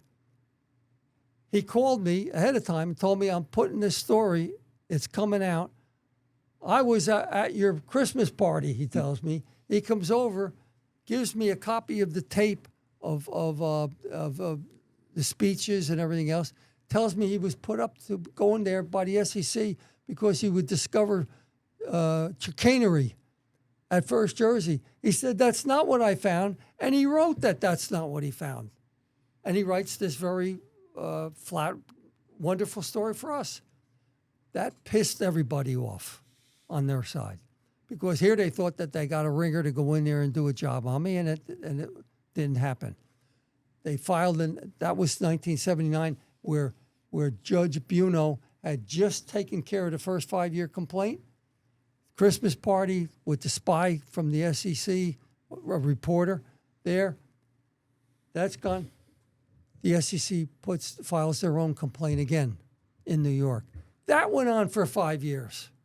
5 more years. It's now 1984. Federal judge in New York, Milton Pollock, or gets involved in that, dismisses the complaint, and the SEC is now with their tail between their legs. Now they're really steamed up. Now the steaming up is now rising to even the higher levels. Why? Because I'm giving interviews to newspapers, on television. I'm on CNN. What was the guy's name? Dobbs, Lou Dobbs. Lou Dobbs, yeah. Who every time he needed somebody to throw some hot coals on the SEC, he naturally called me because he knew he would get it from me. And all of this was going on. So when the second complaint was finally thrown out by or dismissed, again, with a consent. It was consent. Another 5 years. But he dismissed it with prejudice. Judge Milton Pollock. So now I'm in business 10 years. I now have 36 offices, a couple thousand employees, 500,000 customers, all while we're fighting the SEC for this 10 years. Yeah. Guess what happens? That was in 1984, November of 84. In 1985, a few months later, SEC files basically the same complaint, but out of a different SEC office in Virginia. Now I'm steamed. They file a complaint seeking $9.6 million, which they claim represented excessive markups charged to First Jersey customers over a multi-year period, amounting to like 12 cents a trade it came to. It wasn't even true, but it's what they did. Now I'm thinking I'm starting to get involved in politics. Yes, I'm urged by Ronald Reagan, President Reagan, and others. You ought to run for governor. We'd like to see you run for governor. Jack Kemp, who was another noted Republican, same thing. He was typically a house guest at my house during those years. You got to run for governor when the then current governor's term is over. My ego was getting exercised. I said, you know what? Maybe I will. So when this now new complaint comes out of the Virginia office, I said, I can't take any more of this BS. I'm just going to resolve it right away, today. When the SEC files complaints, class action lawyers always follow suit. They just take the same complaint. Copycat, yeah. Yeah, and that's okay. But they're at least representing the real people. So a class action complaint was filed, identical, word for word, paragraph for paragraph to what the SEC said, saying First Jersey's customers paid $9.6 million in excessive charges, commissions, whatever you would call it. I got a class action lawyer from Philadelphia. I said, resolve this. I gave him $10 million. I said, just resolve it. 100%, 100%. Whatever they're asking for, give it to them. That's their claim. But I want releases from everybody. Of course, I'm not going to continue to do this over and over. We got a federal judge in Philadelphia, Judge Weiner, who oversaw that litigation. I got releases from every single customer of First Jersey from the beginning of time, except for a few who were opt-outs, which was typical. They said, no, maybe I can get more. Right, exactly. So I had hired at that time as my general counsel in New York, the U.S. attorney from New Jersey, Hunt Dumont, had been the U.S. attorney for New Jersey. I hired him from that office to have him come over and work for me as a full-time employee in New York to resolve all of the opt-outs and then anything else that was going on. So now what do I have? I have not a person on earth who either had a claim or could assert one against me or my firm. They were all paid. 100 cents on the claim dollar. And releases. With releases. And releases so ordered by a federal court in Philadelphia judge. That's where I stand. A couple of months later, the SEC files another complaint out of the Virginia office. This is crazy stuff. So we went on. I'm marching forward with my life, moving and doing all positive things, building the firm, building all my other businesses, whatever. And the complaint that the SEC filed in 1985 is sitting in limbo somewhere in New York. Okay? 9 years go by. I've settled with all of the parties in interest, their customers. But the SEC was not a party to that settlement. Presumably, what they used to give in press releases, that they sued for the benefit of those customers who were already paid and signed releases. And so what about it? But 9 years go by, from 1985 when they filed it to 1994 when they get this lunatic judge, Richard Owen, who is now senile. He's an old man. He's on senior status for years. He's on senior status for a decade by that time. But not senior because it reflected his accomplishments, senior because he's just an old guy and they get appointed for life. Didn't someone, Nixon or someone, say, watch out, he pointed them? Didn't someone? Nixon told me when he saw that Owen had my case, he specifically told me, Bob, watch out for that guy. He's the worst mistake I ever made. Nixon, appointed him to be a federal judge, and he's there for life. Okay, so I was there, but it goes on. And then finally, the SEC gets him to say, hold the trial on the original complaint from 1985. Naturally, what do? We said, no, this is all resolved. We go to the judge who signed the release of all these claims years and years earlier, because I resolved that immediately after they were filed. Owen enjoins me and my lawyers from going to advance any arguments to the Philadelphia judge that he should enforce his release. Yeah, case is over. It's been over for 10 years. Yeah. Owen enjoins us from doing it and threatens to put my lawyers in jail if they go to court to advance arguments in support of their claim.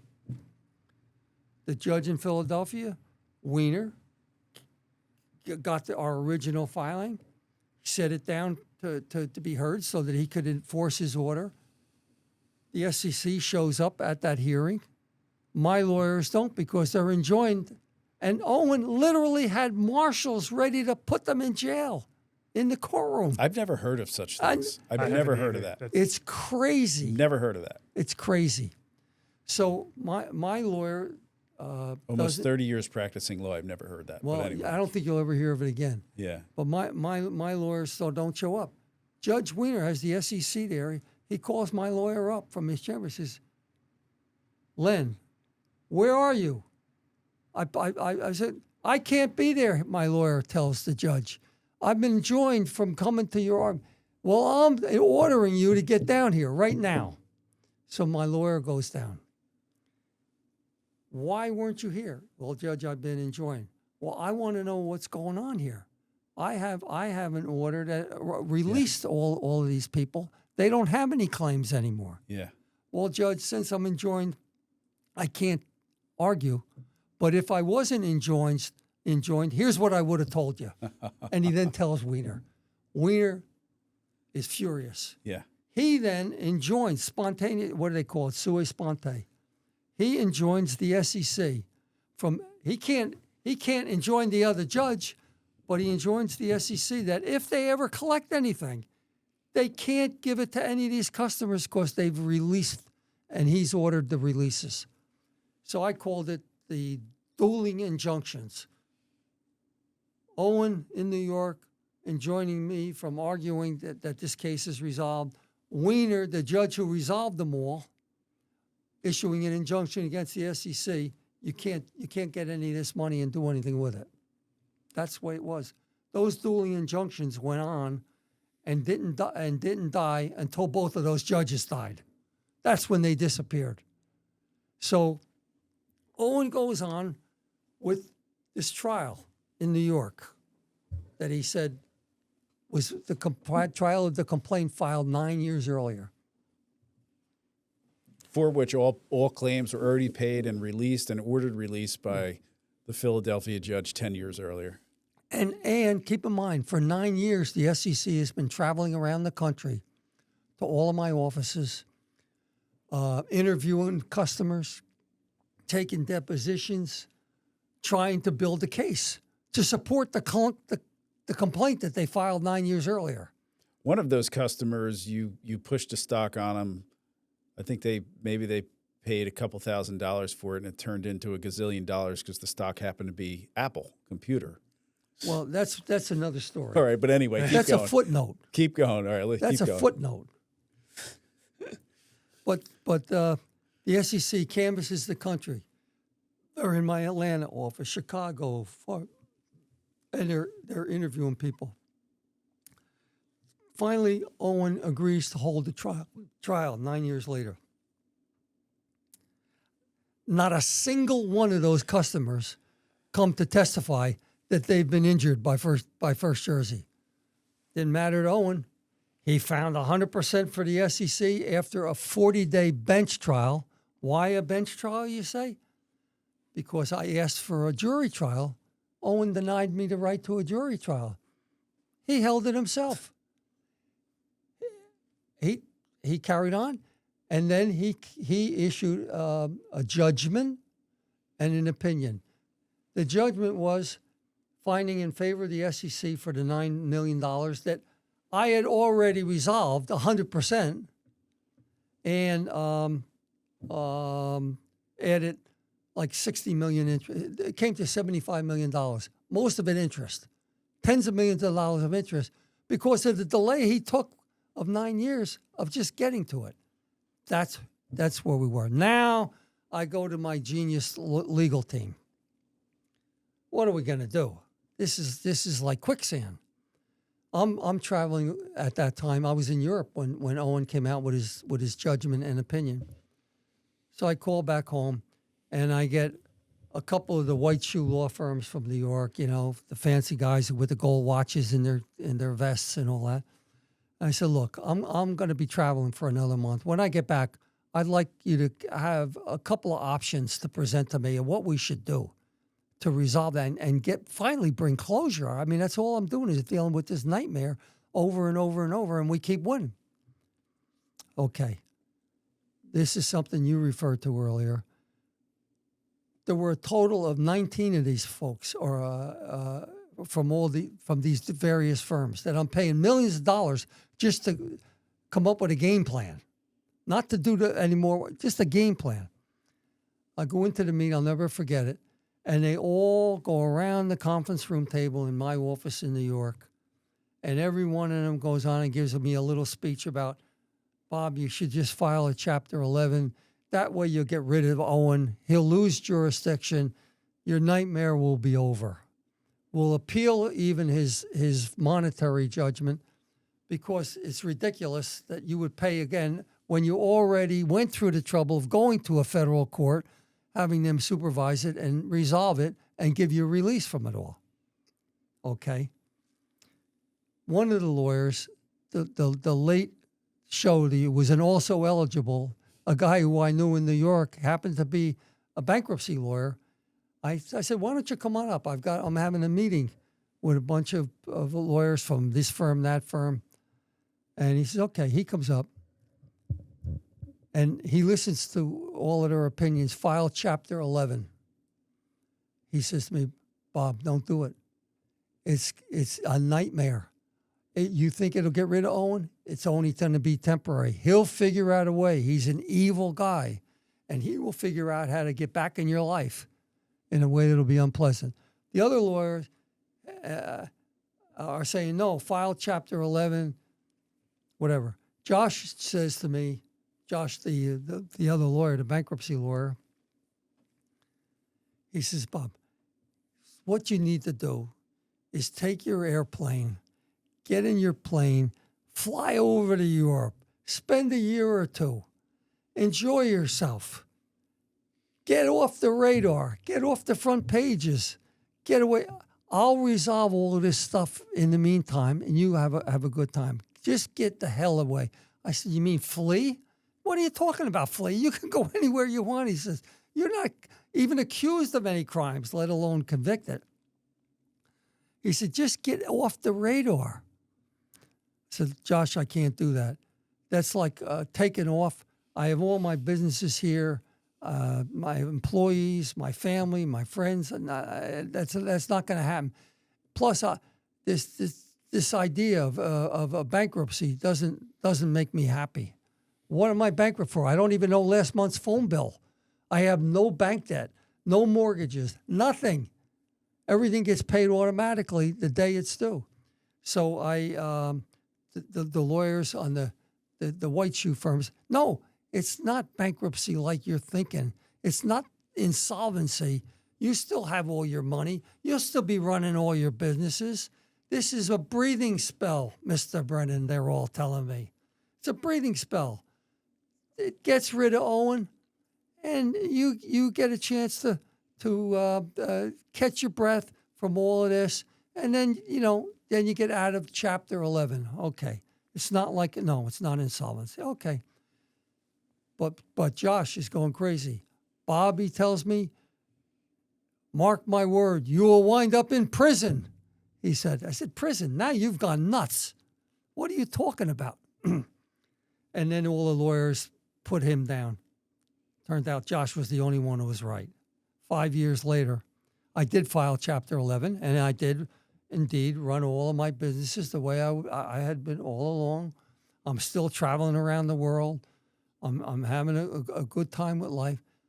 5 years later, a couple of days before the 5-year statute of limitation on the Chapter 11 filing is set to expire, which would have precluded them filing anything after that period, they file a complaint saying, I get indicted, a secret indictment, which nobody even knew was anywhere.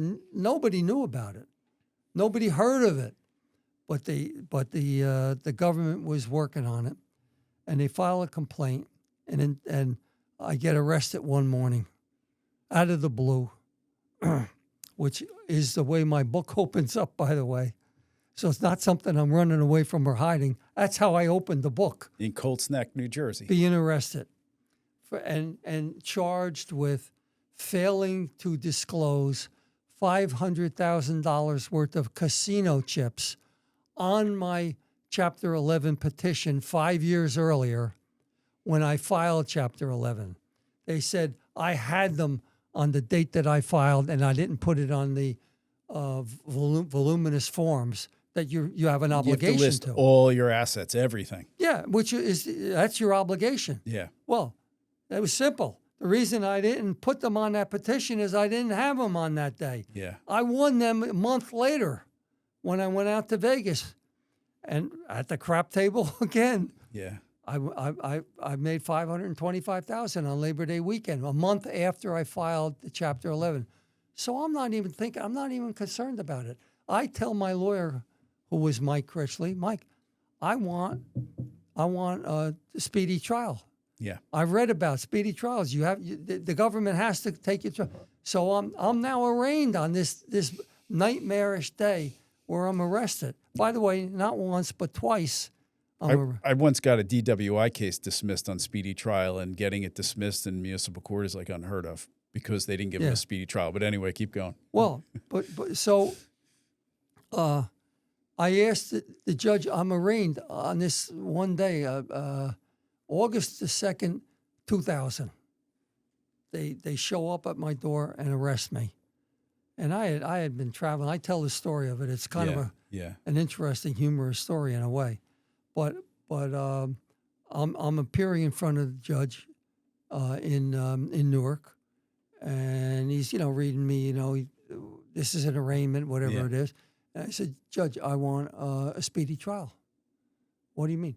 He said, well, you don't want that. And Mike Critchley was my lawyer. I said, Bob, you can't do that because we don't even know what this case is all about. Yeah. I said, don't worry. They have to go first, and it's false. So we'll hear what they say, and it'll be easy to discard it.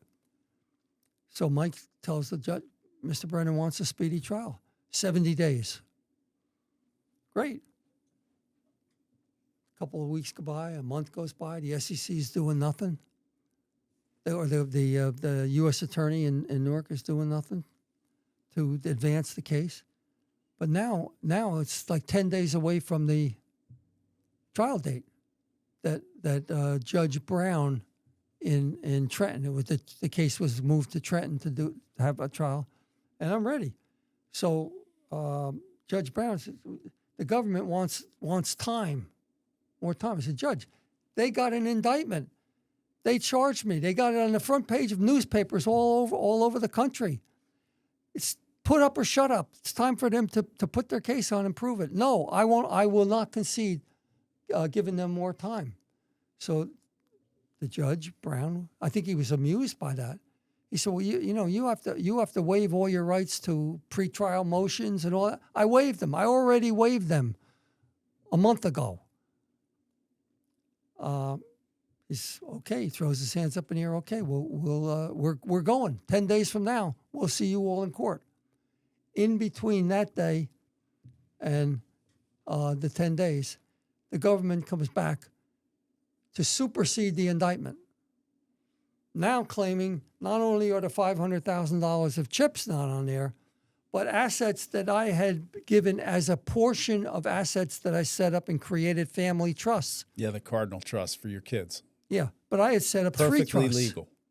I had set up 3 lawful trusts. I had more trusts than that, but these 3 lawful ones were set up in a foreign jurisdiction. By the way, the day they were set up, the law firms that set them up for me here in the United States filed them with the IRS, disclosing everything. For years, I had been paying taxes on those trusts every year on my tax returns. So there was nothing untoward or even concerning about any of that. But the government accused me when you set up these 3 where you put like, I don't know, $30, $40 million in, you took $4 million of it and said, don't put this portion into a legal trust, put it into an illegal slush fund. That was the government's accusation. Insane. Why would anybody in their right mind do anything like that? Because you're setting up lawful trusts. that are protected. But the government, by coincidence, run into the trustee, the foreign trustee, who was from the Isle of Man, who I interviewed in Switzerland with all the lawyers. And he ends up ripping off the money and ripping off your kids and Not doing that, but he got himself in trouble, yeah, unrelated to me, yeah, by engaging in Russian money laundering with the Bank of New York, yeah, of all things. yeah. Because he's a big-time operator. He had all these Russian oligarchs that he was taking care of. So the government of the United States was after him for that. They were going to go after him and try to pursue him and charge him. So he makes a deal with the government through his lawyers. You've been after this guy Brennan for decades. Maybe we can help you. They make a deal. He would testify that when I set up the trust with him, I told him, only put this 30 or 40 million in the lawful trust funds. Yeah. Put this 4 million in an illegal fund. Crazy. Yeah. It turned out that was money that he pulled a Bernie Madoff on me before anybody ever heard of him. What did he do? He took that 4 million out for himself right at the beginning and was sending false statements to my accountants every year Yeah. of what I had in the different trusts. And that's what I was paying taxes on, money that he already stole. So this is what happened. So we go to trial. And it was crazy. It was crazy. Of course, he was the only witness, really, which I described. Ironically, a British guy, Isle of Man, his name was Bond, Peter Bond, not James Bond. But so we go. The jury, we have a 5-week trial. It was just me and just those two things, casino chips and these bonds, $4 million worth of bonds, which are already been gone, which unknown to me. It comes to 15 counts. It's all the same stuff, but you know, they break it all into things.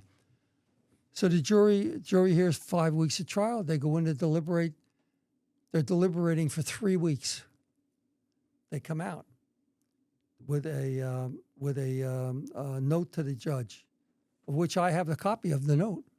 I've quoted it in the book, telling the judge, we can't reach a verdict, and there's nothing that you can tell us or show us that would cause us to reach a verdict. What should we do? I tell my lawyer. Is this in front of Judge Brown? Yeah. And this is the bankruptcy for not reporting the stuff on the bankruptcy. It's the what? indictment. This is the indictment on not Yeah, reporting now the now it's a bankruptcy. crime. Yeah. It's a criminal indictment for bankruptcy fraud, Yeah. for not disclosing things on a petition. Yeah. So I want the jury. Brown wants the jury to go back and deliberate more. Of course, he gives them a speech. It's important. Da da da da da. They do go back. I wasn't unhappy with that because I figured if there's one juror that's holding out, let them others whip him into shape. After 3 weeks of deliberation, they can't come to a verdict. Judge sends them back again. A couple hours later, they come back with a verdict after all of this time. I told my lawyer, I said, good, let's go up, get the verdict, and let's plan for dinner tonight. There had to be one person holding out. The 15 items, they go by count.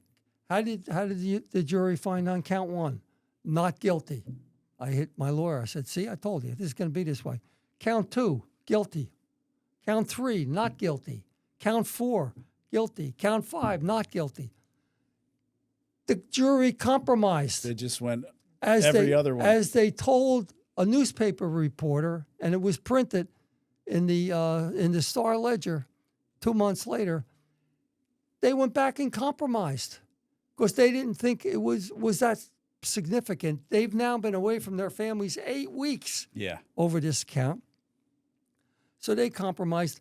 They told the reporter, they thought, oh, what's the big deal? He's a rich guy. He'll get a fine. Little did they know that we had the toughest sentencing judge on the bench in Judge Brown. So when he had a chance, boy, he whacked me. But anyway, That's what happened. So it goes. And even that was based on what you say is false testimony from Bond. Yes. Yeah. Because Bond took the money. Yeah. But they gave him a release for it. Mm-hmm. Our government not only gave him immunity from the Russian money laundering, which brought Bond to their attention, Yeah. they gave him releases for being the trustee of my family trusts. Yeah. If he'd be free, if he would agree to turn over the trust to the government, which were lawful trusts, and everybody had been trying in courtrooms to get access to them, and every judge was turning them down. But if he voluntarily turned them over, he would get released for the money that he basically stole, Yeah. which had now grown. And that's what happened. So I wind up at Fort Dix with a lengthy sentence. The Isle of Man, it turned out, had been keeping track of my criminal case. Why? Because it affects their largest industry, trust funds. Yeah. Isle of Man it's its own country. Yes. It's a separate small little island. And they have their Off own Britain. government. Yeah. So they're very sensitive to not having crooks running their trust business, because Yeah. that's a worldwide place for people to go. Yeah. So Bond and his lawyers had gotten immunity from the federal government here, from the SEC, from the state governments, New Jersey, New York. They got their shrewd lawyers negotiated immunity for Peter Bond from everywhere, except they forgot to get immunity from the Isle of Man. So the Isle of Man, while I'm sitting at Fort Dix, contacts my lawyer, Michael Critchley. He comes down and sees me. He says, the Isle of Man wants to prosecute Peter Bond because they've kept track of your case. And they then looked into it and found that not only did he steal your money, he stole money from other clients. Yeah. So they want to prosecute him. But they want to know if we will cooperate with them. I said, of course we will, you know. Mike goes tells them they're going to prosecute. Nothing happens. We go. Mike finally flies over to the Isle of Man to see them. He finds out that when the U.S. attorney in Newark found out that the Isle of Man was going to prosecute Peter Bond, they called upon a new treaty of the United States, which occurred after 9/11. When 9/11 hit, governments in all countries got together and said, we're going to share information. We're going to protect each other in our law enforcement. And they required the Isle of Man to decline to prosecute Peter Bond because they told him it would prejudice a successful case that they had in the United States. Which is yours. Which obviously was me. So the criminal division of the Isle of Man has to honor that. They tell Mike, sorry, Mike Critchley, my lawyer, sorry, we've been instructed that we can't follow through. He stole money from everybody. We can't do it. So what wasn't covered, however, in the Isle of Man was an administrative proceeding. Like we have here, we have criminal, Yeah. and then we have administrative things like the SEC. Their SEC over there was able to strip Peter Bond's ability to function in business, to license. They took it away, Yeah. and they basically made him a farmer, a farmer selling hay to the other farmers. Big deal. Yeah. I'm sitting in jail. Well, he stole money, not just from me, but from a lot of other people. But you talk about quicksand. Yeah. That's what was going on. Hey, let's go off for a sec, Oscar. So we just took a break to be like, hey, do you want to finish today or come back another day? And you're like, no, let's plow forward because I want your story to be complete. And I think it's important that people hear this, that your story gets out, that the like your book says, that the record stands, that the record be made straight. So I think it's important, and I want it to be complete. And I said, well, do you want to come back another day? And you're like, no, let's go when I commit to something. So now, I mean, Mark's a young guy. You know, I'm a little younger than you. And holy shit, you're outlasting us here. Your stamina. I mean, you did marathons too. I mean, now I'm understanding how you had the restaurants and Action Park and the horses, and you owned 1,000 horses, 3 racetracks, and the First Jersey Securities. Your stamina is unbelievable. Well, what can I tell you? I'm an old man now, and I still am blessed and able to get out and not run marathons anymore because it's too hard on your knees. But I still get out and do long distance walks just about every day along the boardwalks, either here or in Florida.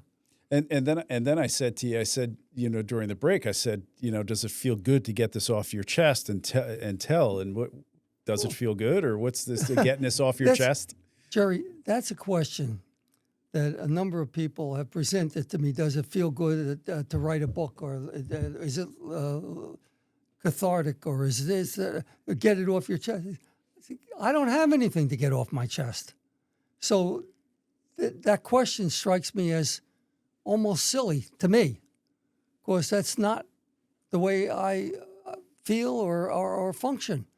I'm not sitting here having this conversation with you, my new friend, to get something off my chest. I didn't seek this out. I don't really know.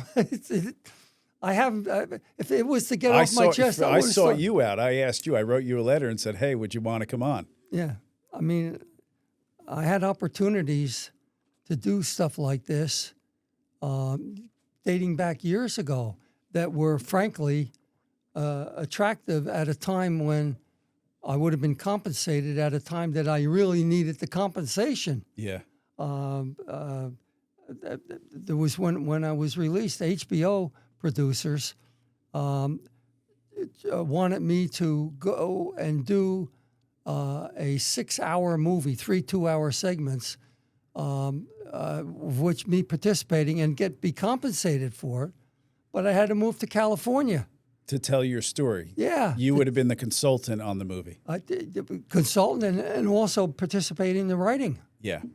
That's what they wanted. That's what they told me would require me to move to California for 18 months. Yeah. I had just been released from 10 years of incarceration, away from my family, my grandchildren, my kids, my friends. I got to get going with life. Yeah. So I said, I'm going to find another way to reboot my life. Yeah. From a financial point of view, and that's what I did. I don't regret it, but that was an opportunity, and that also tickled my own ego when they wanted to do that, because they wanted to do a story that had a different ending than what the current media crop at that time was doing, because that was boring to them, and also they found out it wasn't true. Yeah. They had their own spy in one of the government agencies who told them what was going on. I have so many questions, but I'm not going to ask them all because a lot of them are answered in the book. But do you think there was one person behind all this, or a group of person, or it was just the perfect legal storm, or what? I mean, no, it can't be. It's not. It starts like an avalanche. Yeah. Okay. The truth of the matter is, the people, for example, at the SEC, there's no question that the SEC was my nemesis. Yeah. And that they participated in creating a lot of the media. Yeah. That followed. By making arrangements with media word merchants. We're going to give you this information, and here's what you could do with it, and we'll back you up. Yeah. Okay. But the truth of the matter is, the people who started, remember on day one, I was greeted at my door when I wanted to open First Jersey for business. Yeah. Those same people weren't there 3 and 4 years later, but they created a culture that the successors to them in the office were then the junior people who take it on and carry the torch. It reminded me of when I was in high school and went to St. Benedict's. At St. Benedict's, we hated Seton Hall Prep. Why? Because they were the competitors of St. Benedict's that went back 50 years. Yeah. I wasn't even born. Yeah. But I learned to hate the competition. Yeah. Okay? I mean, not really hate them, Yeah, but you I know get what I it. mean. It's It's like like a CBA, high school RBC. sport. Oh, we're playing such and such Yeah. next week. Yeah. Oh, well, we're going to get those guys. Yeah. And that's passed on generation to generation. Yeah. In high school to students at the school, Yeah. or in the case of the SEC, another institution, it just got passed on and on and on. And it got fueled by me saying, wait a second, no, we're not going there anymore. Yeah. Screw you. I'm suing you now. Yeah. Or going and doing interviews, tweaking their noses. So I, no question, fueled the fire. Yeah. Because eventually I said, enough is enough, Yeah. you know? So the book's got a love story. So the people that are into love stories can get the book there. But I actually, the last couple chapters, I teared up a bit. It was very moving. It was very sad. It was very powerful. You told the story about how you fell in love with a woman. I believe you met her in Morocco. I believe her name was Sharon, of Scottish descent. And the feds were kind of on her, thinking she had secret information about your allegedly stashed bank accounts throughout the world, which didn't exist. So, You know why it didn't exist, by the way? Because I never, ever had an attitude of I got to hide things. Yeah. I didn't even set up pension funds for myself. right. In all the businesses I had, I set them up for all my employees. It never occurred to me that there would ever be a time that I'd be out of what I had accumulated. So I didn't do it. So there was no stash. There was whatever it was. Here's what it is. So the they issued a subpoena to her, and they're chasing her at your house in Colts Neck, and it was just such a sad story. And we don't have to go into it. I'll just tell it real quick. Where you knew the secret exit out of due process, I guess, or the golf course in Colts Neck, and you were able to get her out of there. And they had people camped out In the bushes Yeah. around my compound. and also at Newark Airport and Kennedy Airport, looking for her to serve a subpoena on her so she couldn't get out of the country and allegedly give testimony about these bank accounts throughout the world that didn't exist. So then you drove to Albany and you had to say goodbye to her. I mean, that was just really sad. Drove to Saratoga. Yeah. Horses. But she flew out of Albany, right? Yeah. Yeah. Because the Albany Airport was the closest to Saratoga. And you had to say And I bye didn't to want her. I didn't want to drive her back to fly out of any of the 3 New York airports because these folks were laying in wait trying to add her to the list of casualties at that time. By the way, not Morocco. I didn't meet her in Morocco. She was born in Scotland, but grew all her life in Monte Carlo. Monte Carlo, okay. If I take a test on your book, I feel like I'm going to get a C or something, or a C minus. I get some of No, the you're stuff doing right. pretty good. Yeah. No, because you told me you weren't going to come on unless I read the book and you were going to test me on it, so I had to make sure I read it. All right. So then, so being in the position you were, and you said that you had some hanger-oners, and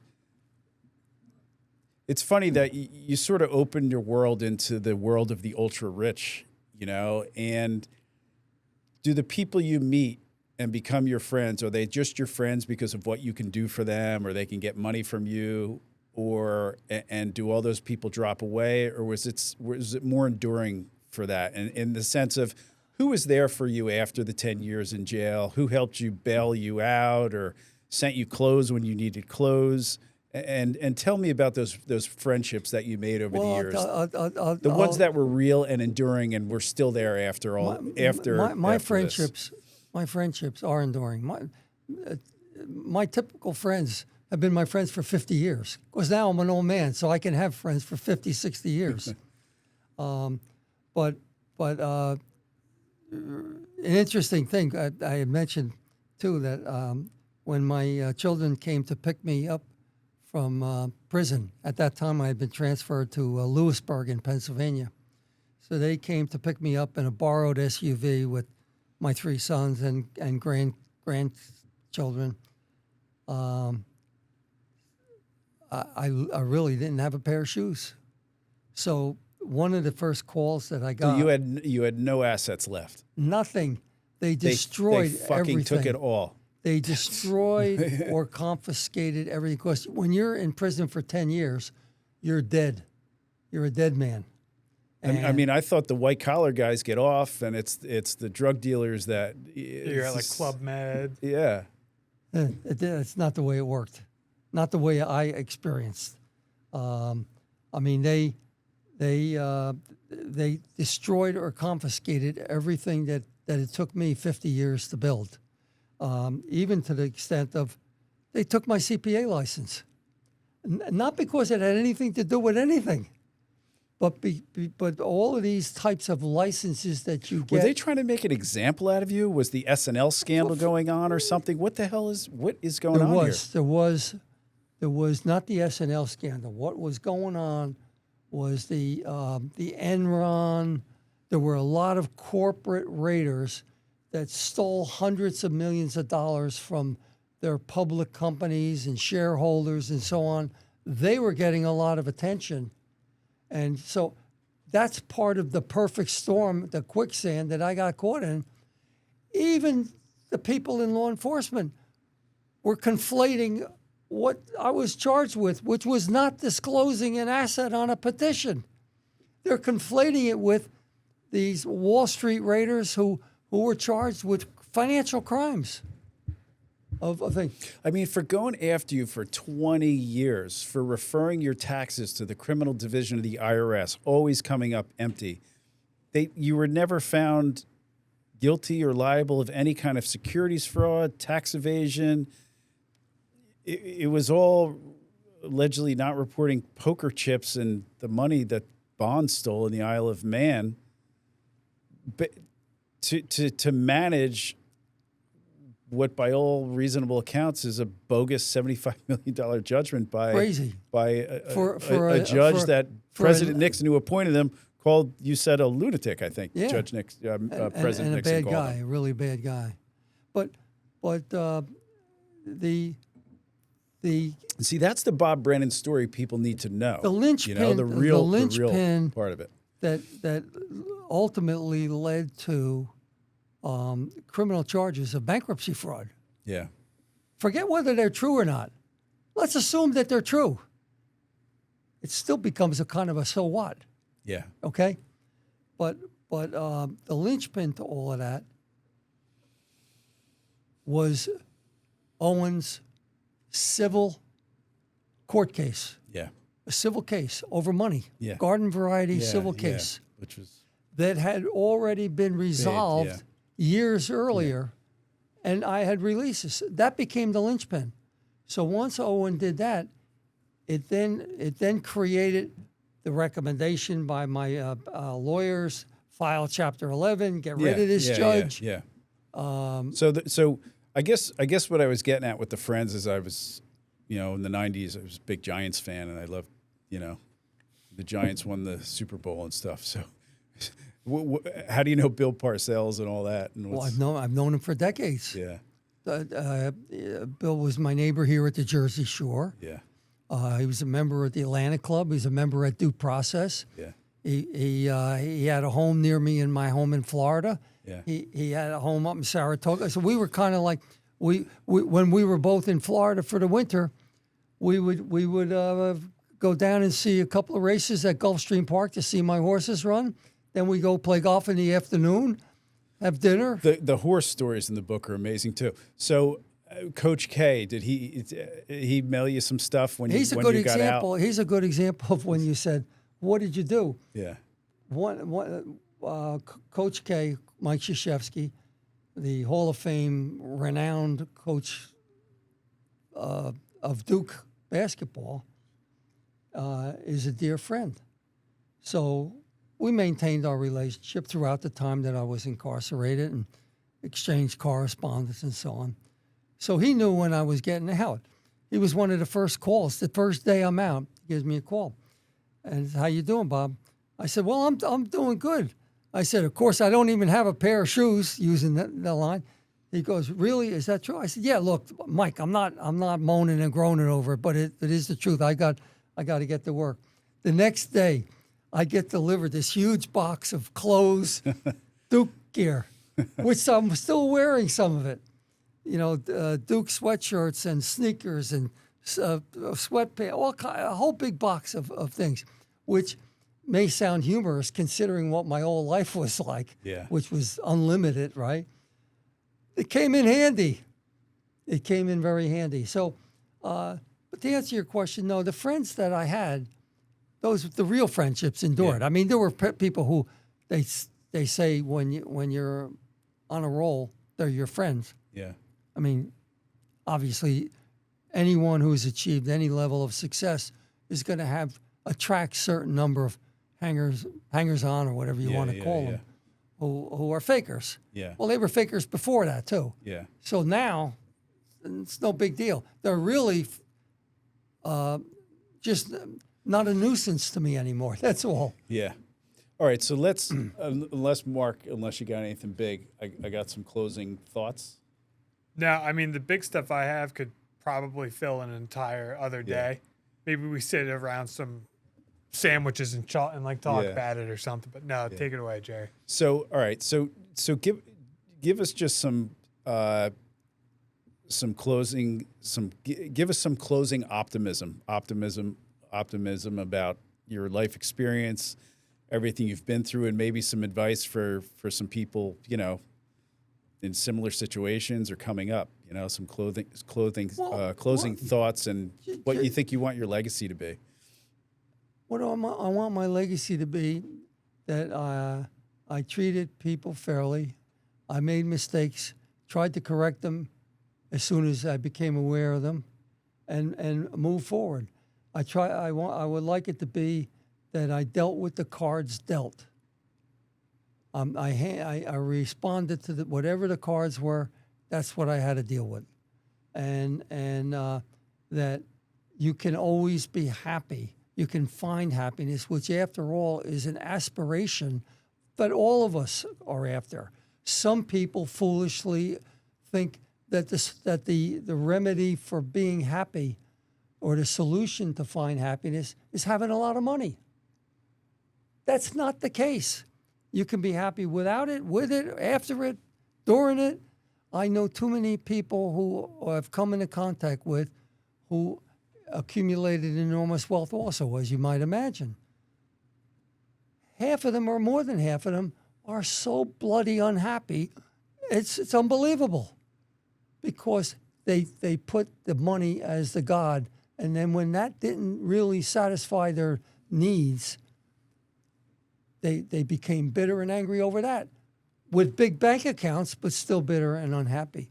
So I would like to say that the lessons that I learned from my parents, the lessons I learned from people I associated with, of how to truly find happiness, doesn't mean that everything goes your way.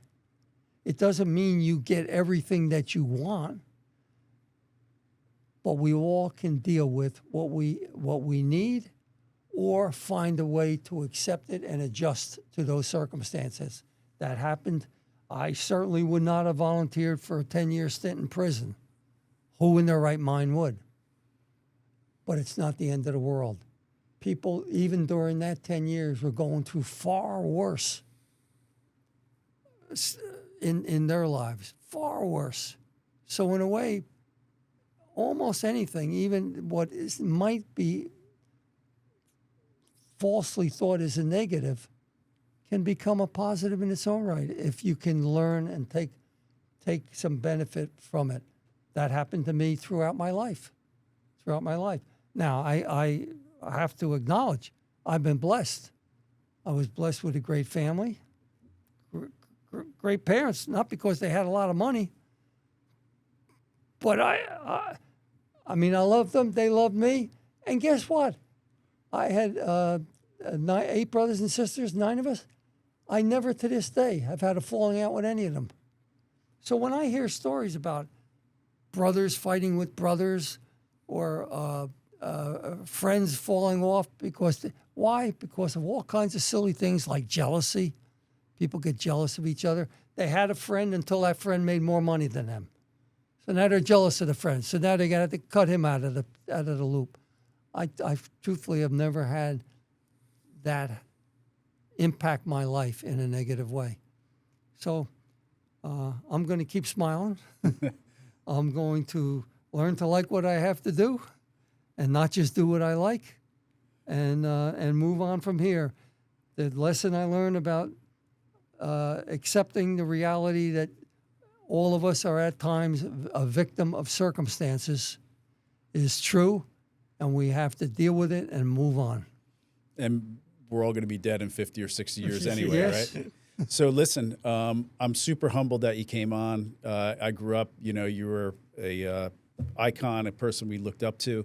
And I also want to thank you for everything that you've done for New Jersey and Monmouth County specifically with your philanthropic efforts over the years, whether it be, really pumping up Seton Hall University. I remember over the years I would, wow, Seton Hall, that's a good, yeah, Brennan, he was a big donor, and that gave the school a lot. And with the hospital and, I know you were very beneficial to the Boy Scouts over the years, which is something my father was involved in. And shit, when the New Jersey legislature couldn't find a few more bucks to give bulletproof vests to the state troopers, you stepped up and bought them for them. So I want to thank you and for all that kind of stuff. Well, I've had a life filled with excitement, complex at times, but we've got to go. So the 50 or 60 years, I guess that'll bring me, I'll be like 140, 150 years old. Sounds good. We're getting Awesome. there. Thanks, Bob. Yeah, Appreciate thank you. it. It was great. Good to be with you.